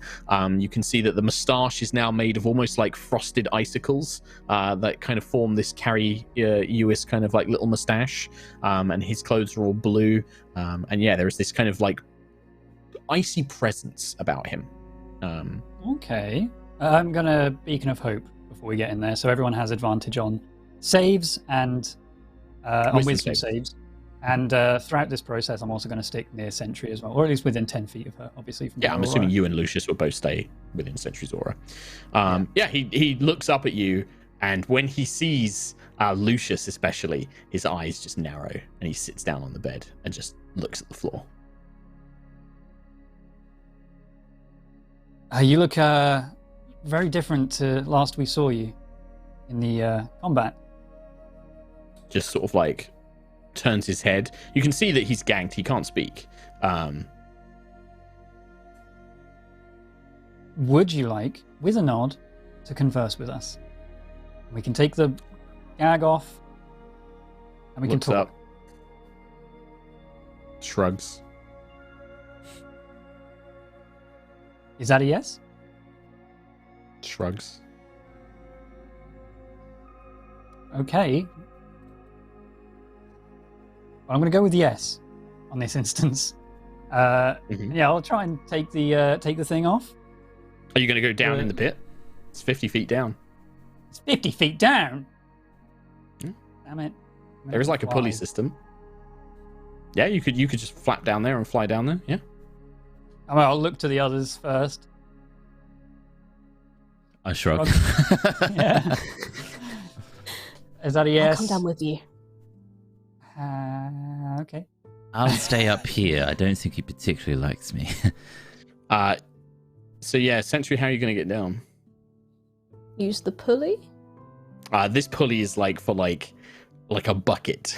It's like for like a small. It is like it is not going to pay. This thing will snap the second you use it. Okay then. Jump on down. Sorry, how wide is this pit? Like, I'm not going to be like. Wide. It's like a jail cell, so it's like 20 by 20 feet. It's a big space. Like, it's a decent sized space.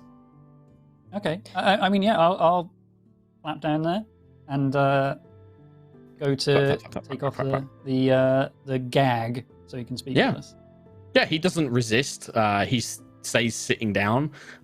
You kind of move up, you unlatch the gag thing, you take it off. You can see his hands, like his big mitten hands. He kind of like shuffles them around, but you don't see that he can use in any way. He can't like wield a weapon. He couldn't grab you with them. Like they completely engulf his hands, basically.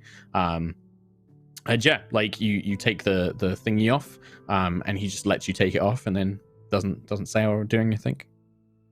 You see him just kind of like coughs a couple of times, maybe like wipes his mouth with the big leather mitt, licks his lips. Now we can talk. We can. Okay. Now, You seem to be glaring at Lucius up there. Yes, of course. Why wouldn't I? I thought that I was fighting honorable warriors.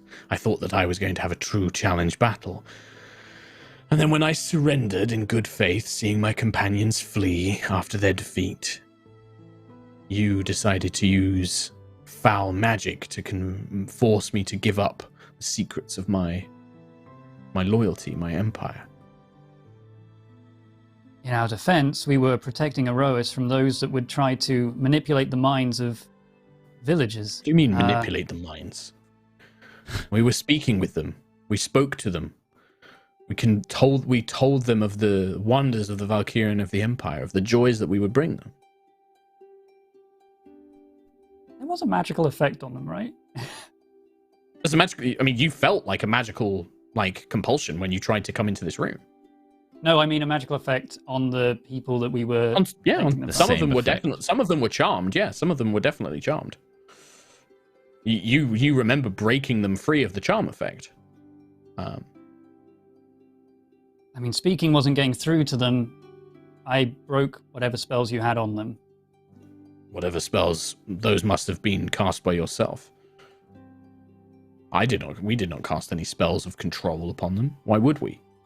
People listen to us. Not that I would expect you to understand. And yet I feel the power of this compulsion when I enter this room. Well, I do. He looks at you confused. He's just like, I do not know what you're speaking about. Perhaps it is merely being in the presence of a splendid being such as myself. Your people of this strange world are not accustomed to the beauty and wonder of the Eladrin race. Perhaps it is merely our presence that befuddles you. But it is not some malicious charm as your witch, your befouling sorcerer up there did to me. Hey. The fouling sorcerer can see the aura of magics much differently to us, and I can feel it too. I can tell a magical effect when I feel it. But well, then that is placed by your people. I am no mage. I'm a warrior.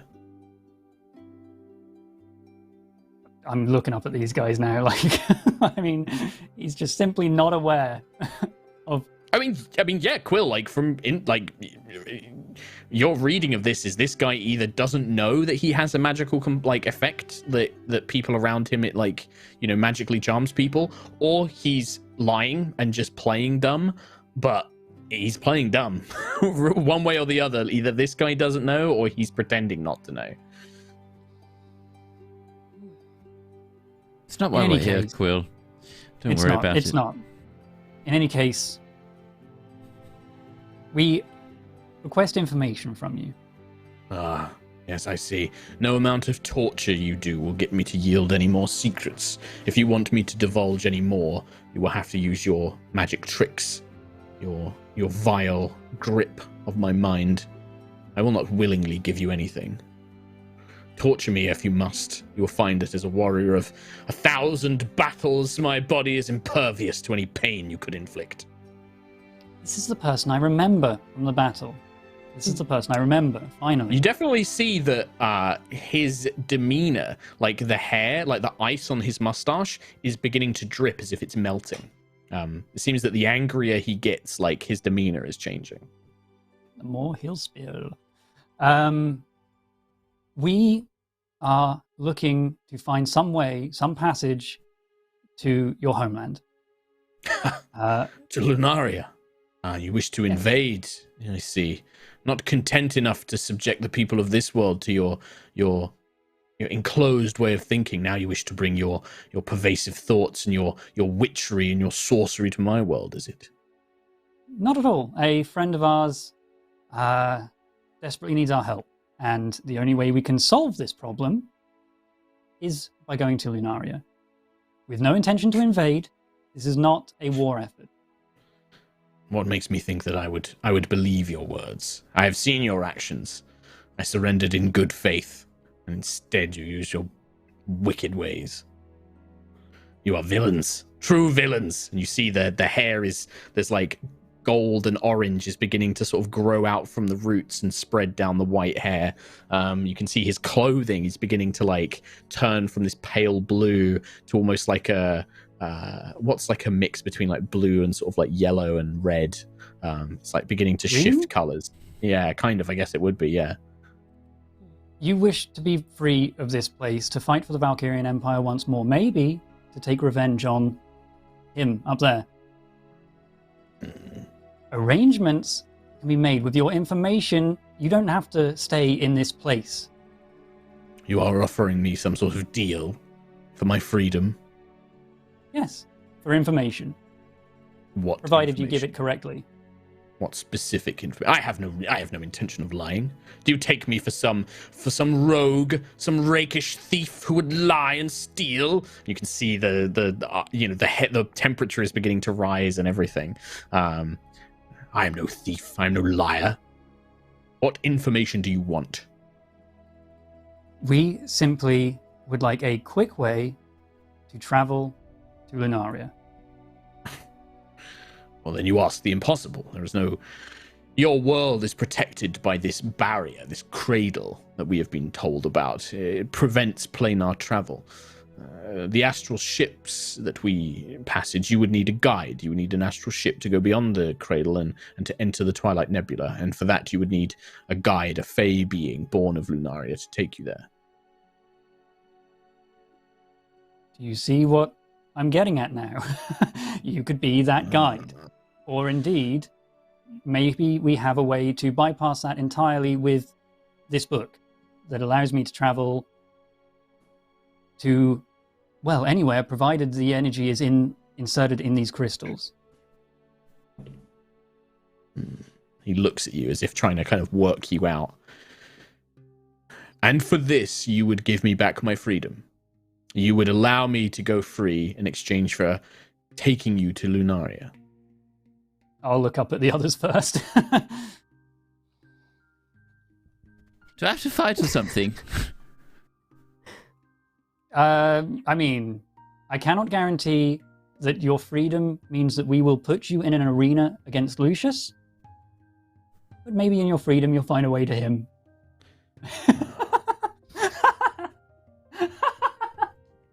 Take these wretched mitts and give me a blade, and I will make sure that this trickster, this mind warper would never use such foul powers again.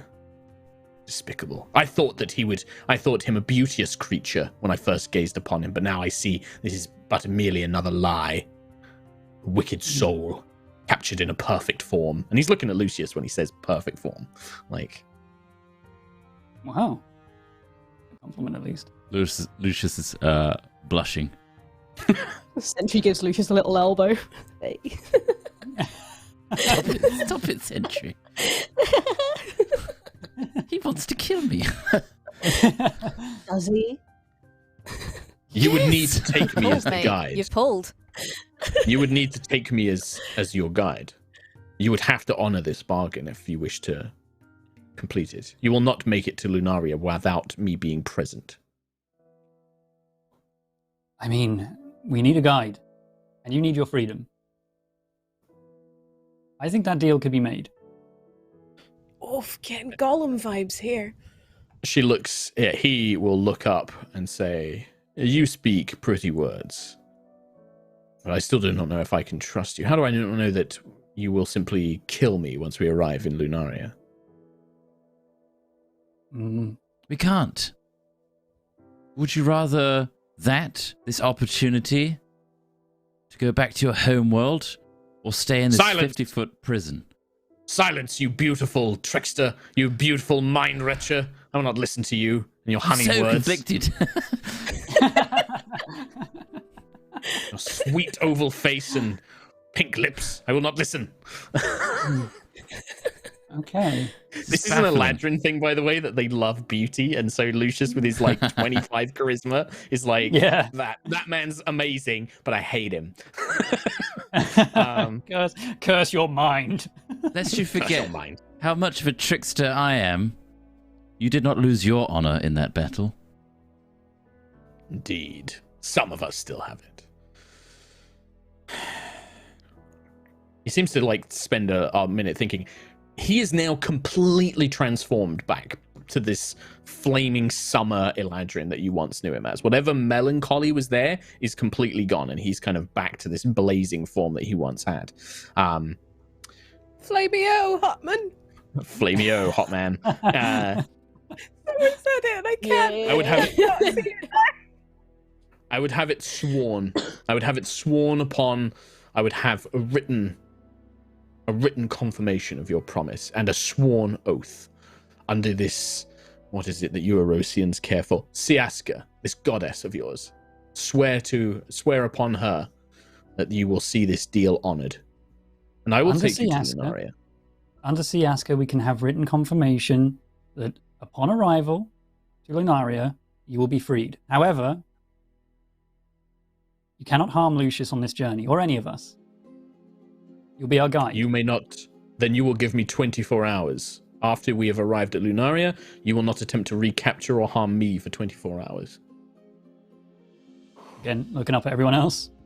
I have. Sentry throws down the notebook and quill.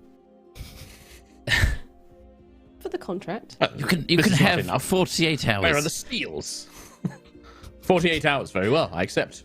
48 hours.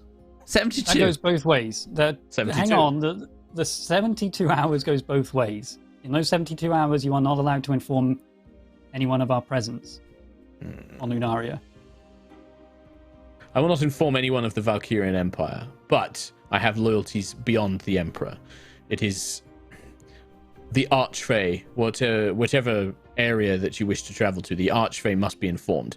Lunaria does not work as your plane does. There are rules. And by rules, I do not mean laws, petty things written by men and women. I mean magical rules that must be enforced. As such, I must, if I encounter a servant of the Archfey, if I encounter Royal Guard or some such courtier, I must inform them of your presence. But I will not inform the Valkyrian Empire of your presence, if that is what you mean. Okay. Let us converse. And we'll be back in a bit. He looks around. Um, I am not going anywhere. I'm hundo P putting that gag back on him, though. I think that he'd be like, leave the gag off. There's been days since I've been able to at least breathe fresh air, not smell that wretched thing. I cannot harm you or cast magic with these mittens.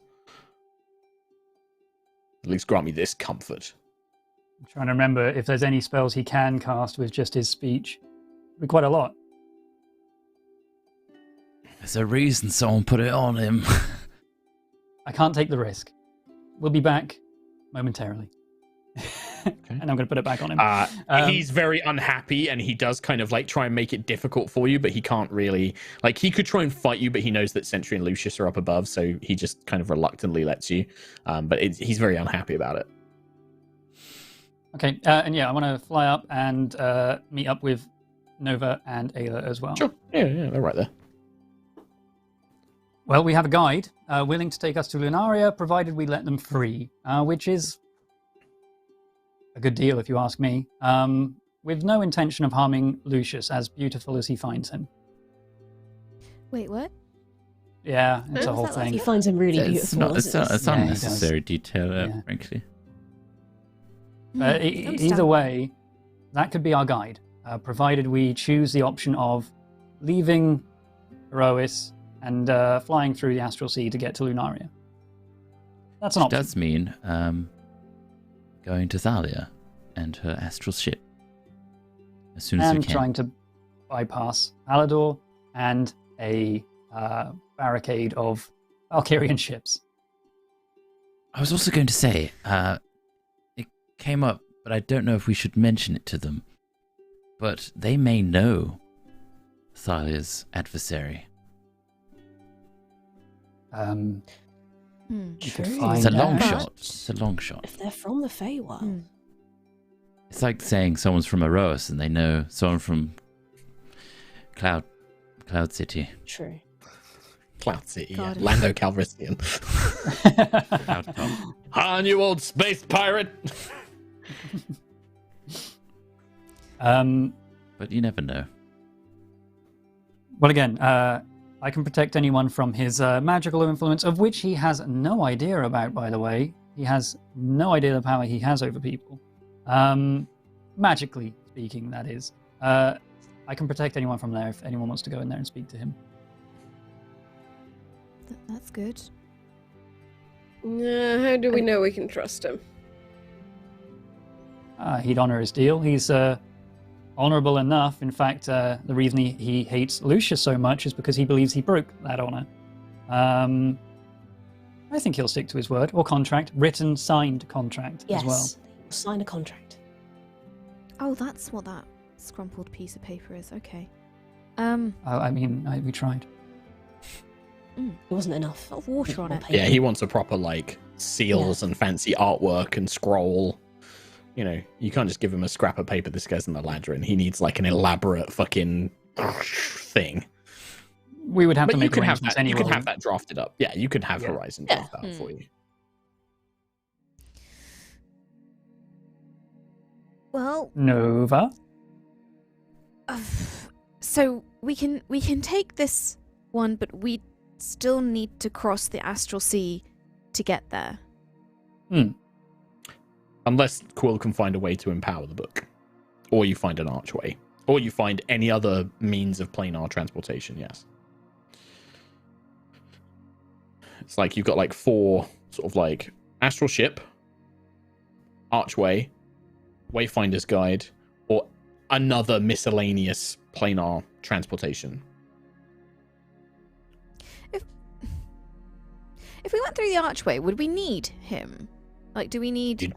You don't know. Maybe. Yeah, don't know. Probably not. Rub him on the gate.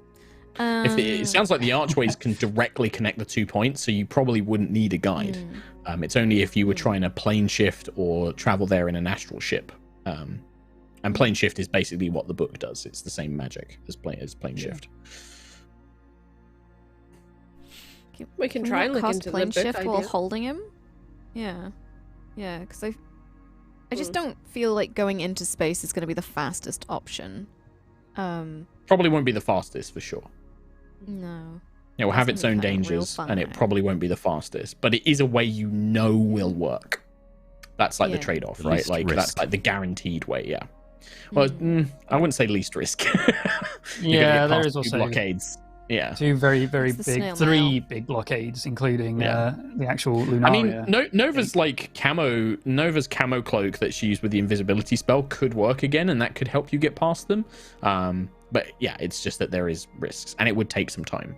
The archways is kind of like the lesser known. We kind of think we know what we're doing, and we vaguely know how it works. But if it works, you'll avoid like all of the sort of Valkyrian influence stuff. And then the Wayfinder's Guide is the like, we have no fucking clue how to make this work, but This could is treading new circumvent all territory of here. it. Yeah. I don't even know what I could do to even begin to find out about that sort of thing. I mean, you absolutely do know. You literally have a magic eye that answers questions. You also have things like legend lore and stuff like that. You have access. You have people like Nova's Professor. You have people like Azaria Perel. Like, you have these NPC allies that you could go and say, hey, do you know of a way that this could work? You just need to ask. I am also, without gaming it too much, like a day from my recharge on the eye. So It's not gaming it. You would know when the power, like you would know that your eye is going to replenish in power. Sure, I'll use the eye then and ask.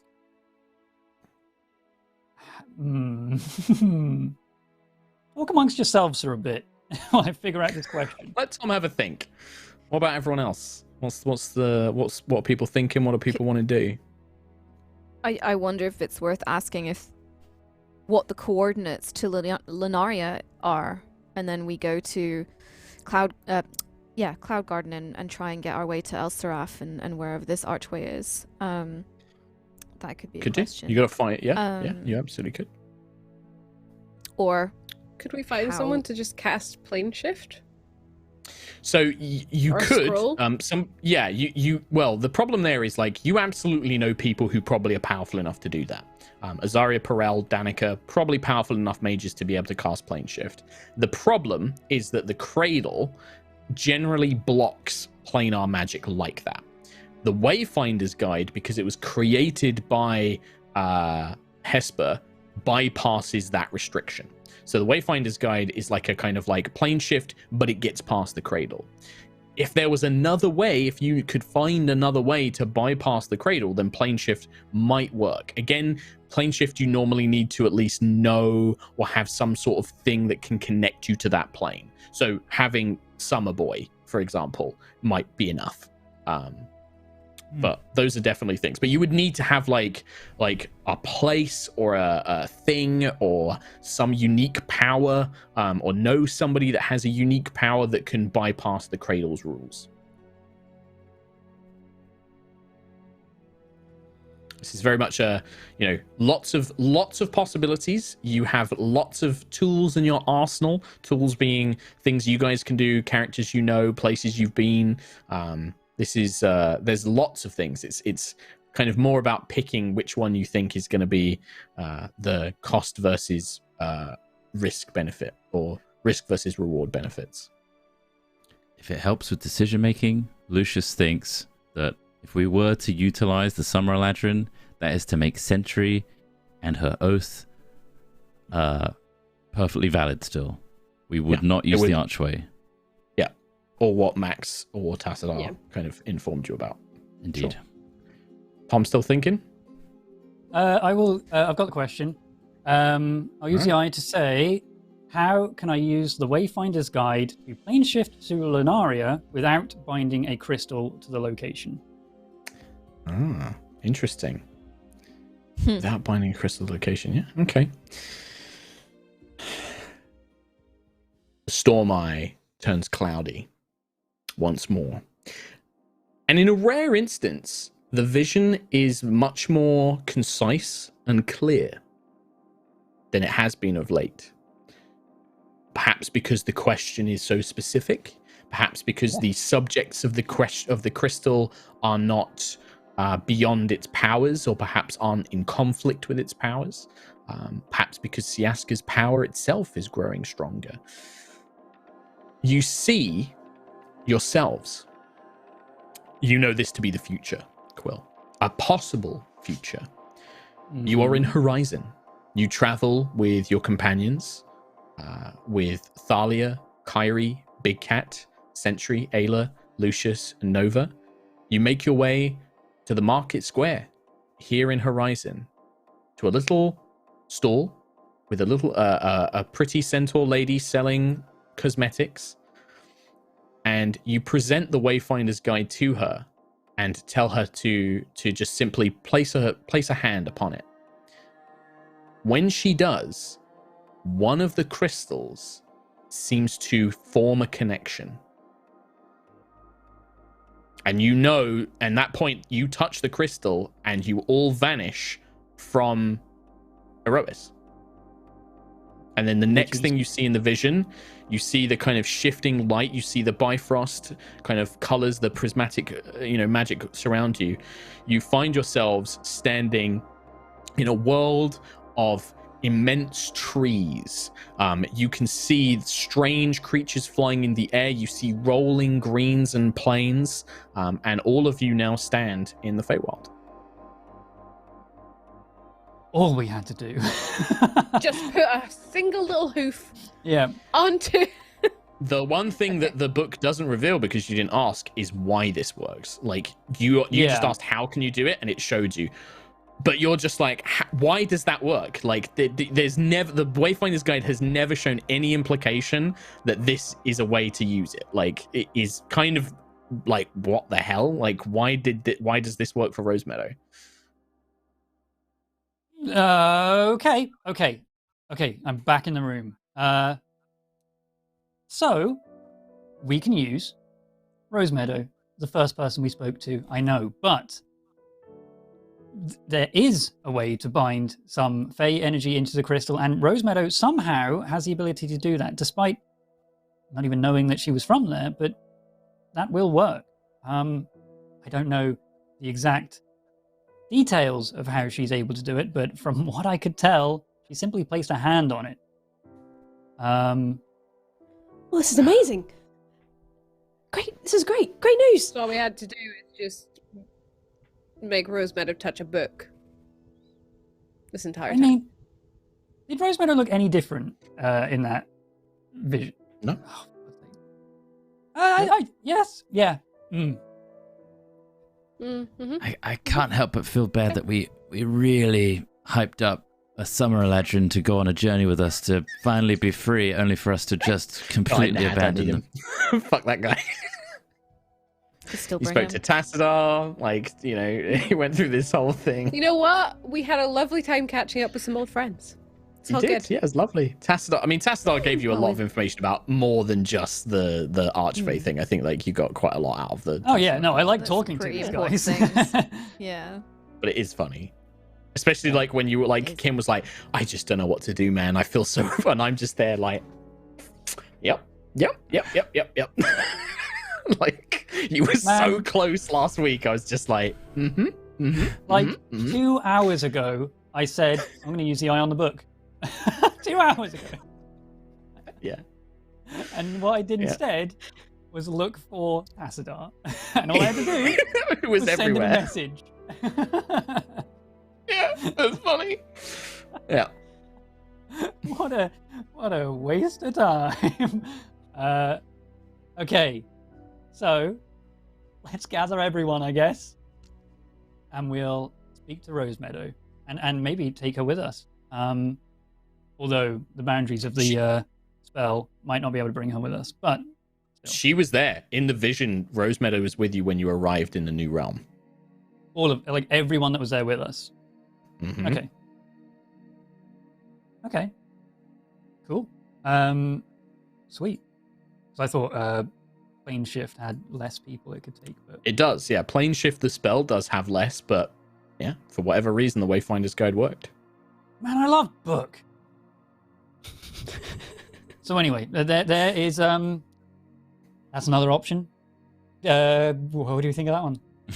What do you mean that's another option? That's the option. Yeah. Huh? Oh. Kim, you okay there, Kim? No, I'm fine. I'm great. How are you? Are you sure? Let's do it. You Let's okay? go. You got anything? No, you can. Is there something to say? You No, can I- say it. It's fine. No, I think it's just like because of all the other stuff that happened last week, I have a very sketchy memory about the Rosemeadow stuff because I was Yeah. like, There was a lot going on. Yeah, there was Not a lot much, going on. basically. She was just like, ugh.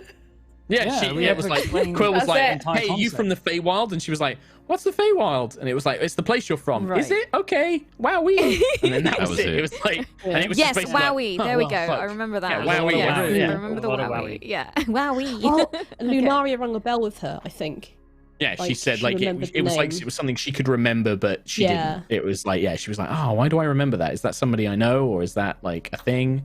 But I mean, I was expecting with the Wayfinder's Guide some huge ritual. Maybe we'd have to sacrifice someone or something like that, or we'd have to put down a load of ingredients, 1,000 GP of stuff, or whatever. No, Tom, why don't you make an intelligence check for me?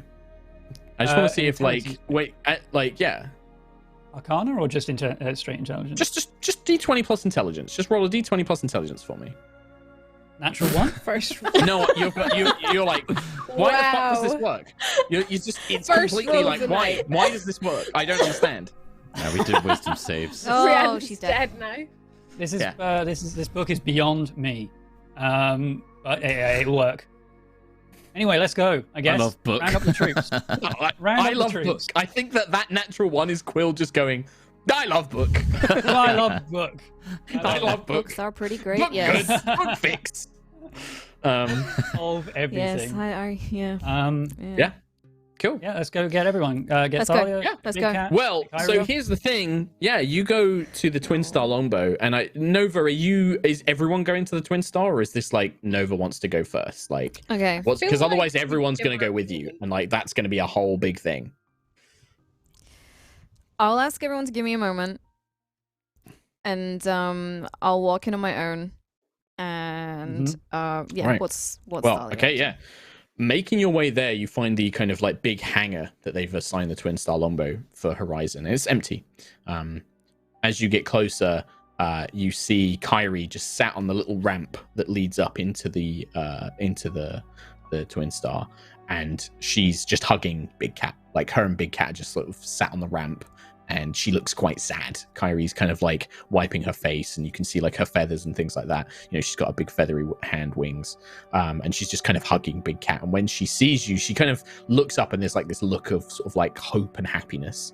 And she's like, "Oh no, I'm glad that you're here." Are you okay? Are you both okay? Yeah, we're just, well, you know, seeing Thalia like that, and it was so nice to see her transformed, but she was upset, and I think you should go in. I'm worried. I told her not to do anything that she shouldn't, and she kind of yelled at me a little bit, but I think she was upset, and I'm afraid she's not had a drink in a long time, Nova. Okay. We have a plan. Okay? I think we'll fix this. Okay. We may need you to come with us. So maybe of course. get prepared. Yeah, of course. Yeah, me and Big Cat will go anywhere. And like she just kind of like pats you with a big wing, pats you on the shoulder. Okay. Deep breath. I am really experienced in this first relationship. Yeah. Let's go. When you make your way through the Twin Star, everything seems normal. Nothing's like destroyed. Nothing's been broken. You don't see any signs of like damage or, you know, any sort of rampage or anything like that. But you do hear, I think you would hear like the spinning of glass, like somebody's like glass on a table or something like that. And you can see that the door to the cockpit is open. You can see a pair of boots kind of like sitting up on the cockpit on the dashboard of the arcane mechanisms, but no sound or anything like that. Just this rolling glass sound. Just gonna take a deep breath, straighten up, and walk in and sit down in the seat next to Thalia. Yeah. Just looking forward. Yeah, okay. Well, you don't see her then. You don't look over in her side. You do hear like a kind of you hear some like little snake hisses, and a couple of the little snakes kind of like coil up the chair, and they kind of slither along your arms, and they kind of like lick your forearms a little bit, but they just kind of settle and comfortably kind of just almost like go to sleep. Basically, they just kind of like rest on your arms. I'm assuming you don't look over to her just yet. I'll take a little look, like just. Okay. Yeah, I'm you glance sneakily over. Looking for bottles, like. Well, that's the thing. You do see a lot of bottles.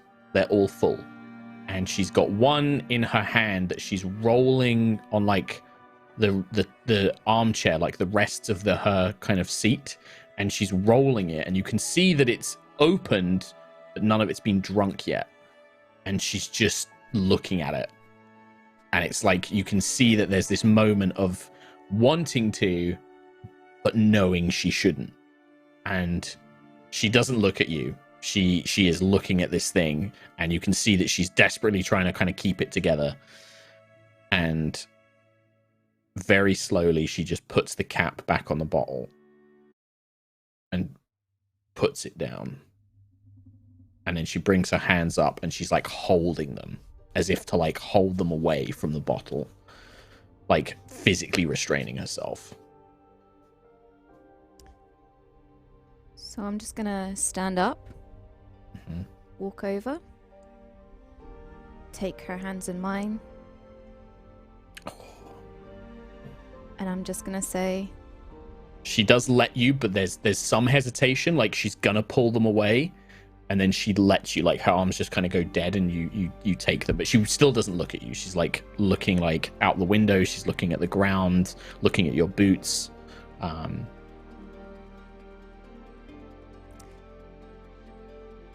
Ayla says, you know that I was under a spell.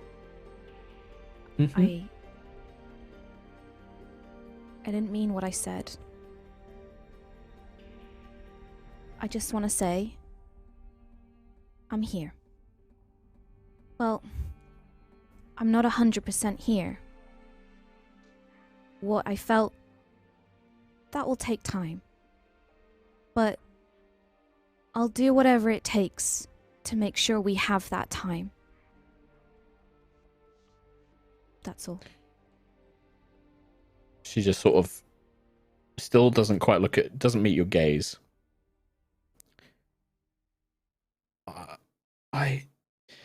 I know it's easy to say I didn't mean it, and I do believe you, but I can't forget that look on your face either, because I think that whatever happened, I don't think that was all a spell. I don't think that was all magic, Nova. I can't begin to imagine the horrible things you saw, but I knew in an instant what you'd seen. There was only one thing that could make you look at me like that. And I mean, I can say I'm sorry. I can say that I've learned my lesson. I can say that all of these things. There's so many things I can say, but it doesn't change the past, and it doesn't change the hurt. I don't think whatever happens, even if we can get back to Lunaria, even if we can find Mesmera, I don't think it can change anything. I do know that if I've only got a couple of weeks left, I want them to be with you. And she'll finally kind of like slowly look up and try and meet your eyes. You can see like her highly saturated green eyes looking into yours. I don't know if we'll get more time. And if you can't be 100% here, that's fine. But if I can just have 2 weeks, a week, if I can just have 2 days still with you, it'll be worth it. But I also want to try and make this right. I've been running for 600 years. I need to stop running. I need to face her.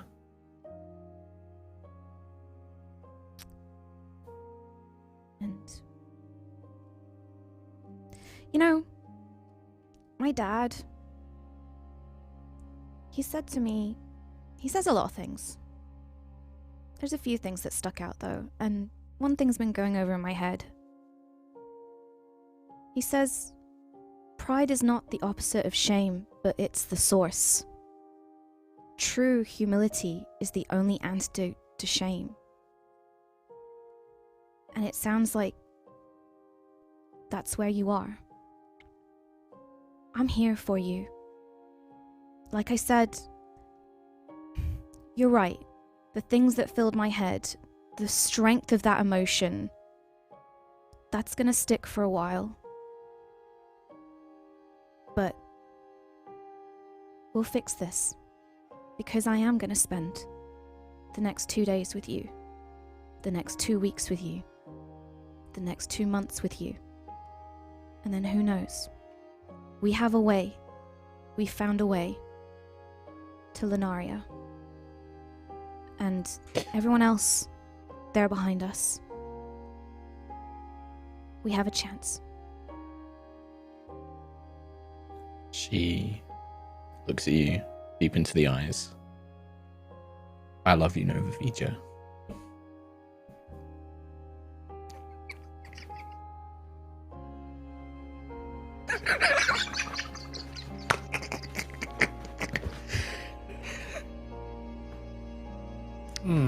Okay. Cool. And that's where we'll end today's episode. Oh, Yeah. yeah. I know it's a bit early, but I'm done. Whoa. So yeah. There it is. There's that little thing in my heart again. Holy crap. Shut up! just a little flick against Tom's heart. Get down. Nothing will be better to me than Kim just going like, fuck you. Yeah. For podcast listeners, Kim flip mark the bird. Yep. Quite aggressively. Midway through Well, that, just like, Deserved. wowee. But yeah, cool. I think that's the right point to stop. And then Yeah, next that's a week good we can- end. We can pick it up with pretty much you guys Gather the crew. going to Rose Meadow. Yeah. Yeah, go speak to Rose Meadow, and then whoop away over to Lunaria. Get to the Feywild. Hopefully, it is literally just put a finger on the Wayfinder's Guide, and we go. Hopefully. I mean, that's what the We'll book showed see. you. That's what It is what the the book vision showed showed you. That's what And it was the eye over. showed you. Yeah. It'll do it, I believe. God damn, we spoke to a lot of people today, and we left a Summer Eladrin there and didn't even get back to him. Like, oh yeah, Oh, he's We'll gonna go be draft a so deal. pissed. whoopsie. Yeah. Yeah, he is. Yeah, Ah, that's that's another fine. little micro villain that I can have come back in the future. Oh god, have now him he break hates out. me. Yeah, he's Oh gonna my hate God, Lucius and yeah. Quill. He's like the anti-Lucius and Quill now. He's gonna specifically train to kill Lucius and Quill. I'm going Boy. to kill that beautiful one and the bird. Beautiful Bird man must and your fly. flying friend, you will meet your That end was so this good. day. Yeah. Man, I kind of finally want defeat a. Hadar, then turn around and get stabbed Yeah. by him. I want a side story, like him breaking out of prison. Like Keelek and Lucius must die. Yeah. Yeah. I want that story. Scrawl against the walls of this 50-foot pit. Yeah. Lucius Quill. Lucius Death to the Quill. bird and the beautiful man. The beautiful. Oh, awesome! Stretching I love down that the one. hours. I really like Yeah. that one. I love speaking to Tassadar as well, and his Oh, smarmy, he's the best. all-knowing ways. Mm. What a Yeah. jerk! But God, is he perfect?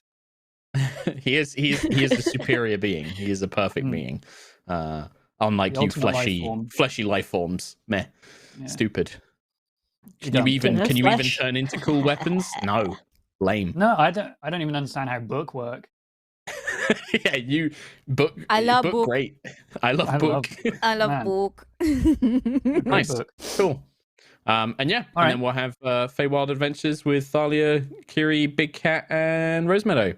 4 NPCs for me to roll and play. Nice. Yay! You didn't have to include them in the vision, Mark, but you did. Ah, come on, Thalia.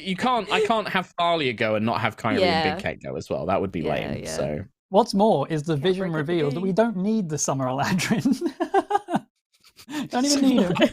the thing is I No. think that the book would show you the easiest option because you didn't ask for it, but it would probably show you like the you could probably use the Eladrin in a similar manner, maybe, but it showed you like a definite 100% way to use the book, which is Rosemeadow. Which But there what is we're gonna logic do. to it. There is. I saw a few people in chat kind of guess the rough theory that I'm using to explain why this is working, which I thought Rosemeadow was quite good. dies. Yeah, She's that's exactly Mesmera. it. Just Yep. slow and painfully. She is Mesmera. Exactly. This is all Knew a it. ploy. Yeah. Ah, I Um, called it with Ravs. I called it with Rosemeadow. you the did call it. entire know. plane of the Feywild is inside Rosemeadow. Yeah, Yep. that's exactly. Yeah, it's actually on her We're not going back. to do the brain adventure. Yeah. On her back. Operation Yeah. Suck Rosemeadow Dry is back in action. Wow. I came up with a theory last week that what if Nova was actually Mesmera all along? Yeah. And she came was up with a pretending theory to be of your own Nova to character. get Thalia to fall in Oh love, my and God. then like Betray yeah, her. just Completely break her with her. down. Crap. Or even better, Nova's actually just a simulacrum of Mesmera with false memories Oh implanted my in it. God. Oh Oh. no! What do you think Ayla's backstory is?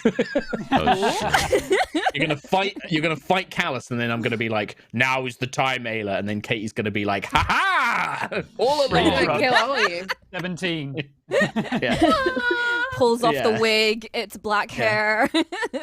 Sentry just run away with Max and we'll just live. Oh right, okay, happily all ever right, after. okay. That was a romance I was not expecting. I was not Paladin expecting life. that romance to blossom.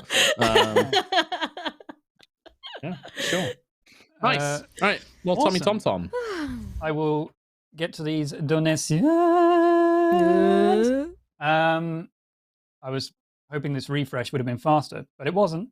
We have a donation. What was that? From Sublime Justice. And they say, hey, High Rollers, finally get to watch live after finding Aerois and binging the entire thing in less than 2 months. The podcasts have gotten me through many work days. Thank you all for the amazing story. I can't wait to see what comes next. Thank you very much. Oh, for God's sake. What, For God's Tom? Get him Job nothing wide. Holmes has donated with, hello.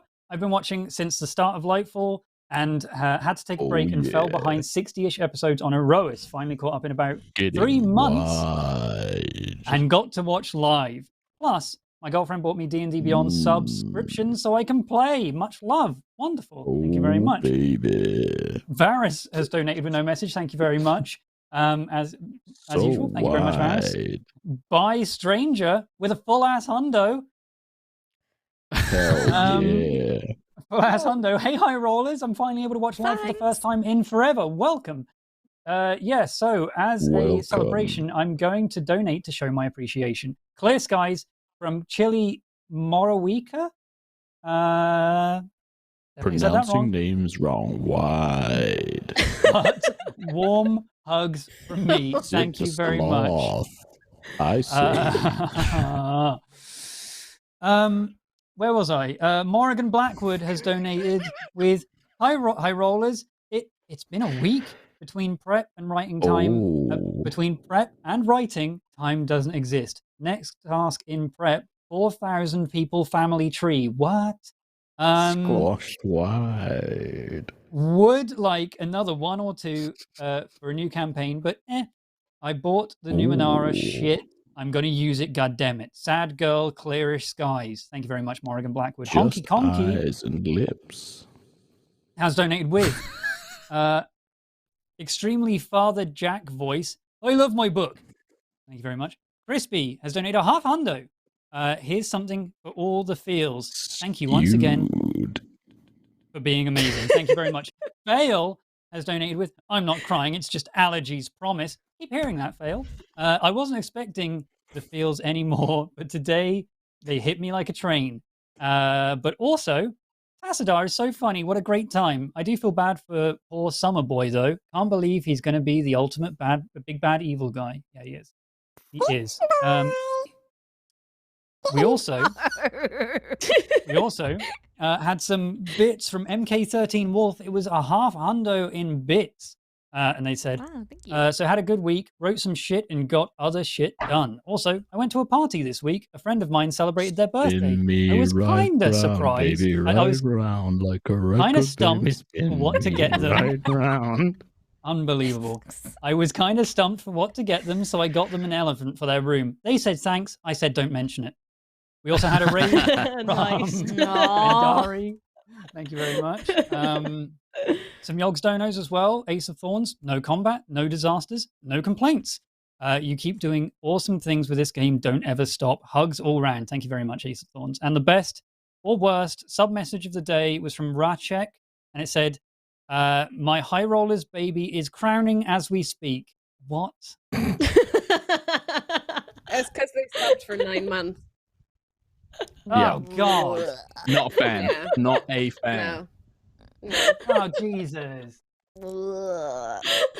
Yeah. It was That's why I Nightjar that didn't sent read that it to out. me. I know, Nightjar that's why I sent didn't read that it to me. out. Yeah, but she also knew everything that Tom Nightjar would read it sends out. I'll read anything that's put in front of me He is true. He is like Anchorman. He He'll loves do book. for money. For money. I love book. I love book. Cool. I love book.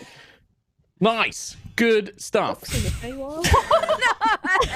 Why are we back here? Tom. Such a weird Trop. reference to Really? pre-Aerois from last week. Disgusting. Oh. Disgusting. Hey, thanks for watching, everyone, and thank you for all the donations. And remember, if you want to listen to this mess, you can listen to it on Spotify or wherever you get your podcasts twice a week in 2 digestible chunks. Digest us. There you go. Consume me, Tom Hazel. Consume. Consume me. Hadar. Cool. Well, thanks very much, everybody. Thanks for joining us. Thanks for the laughs. Thanks for the tears. Thanks for the joys. Thanks for the pain.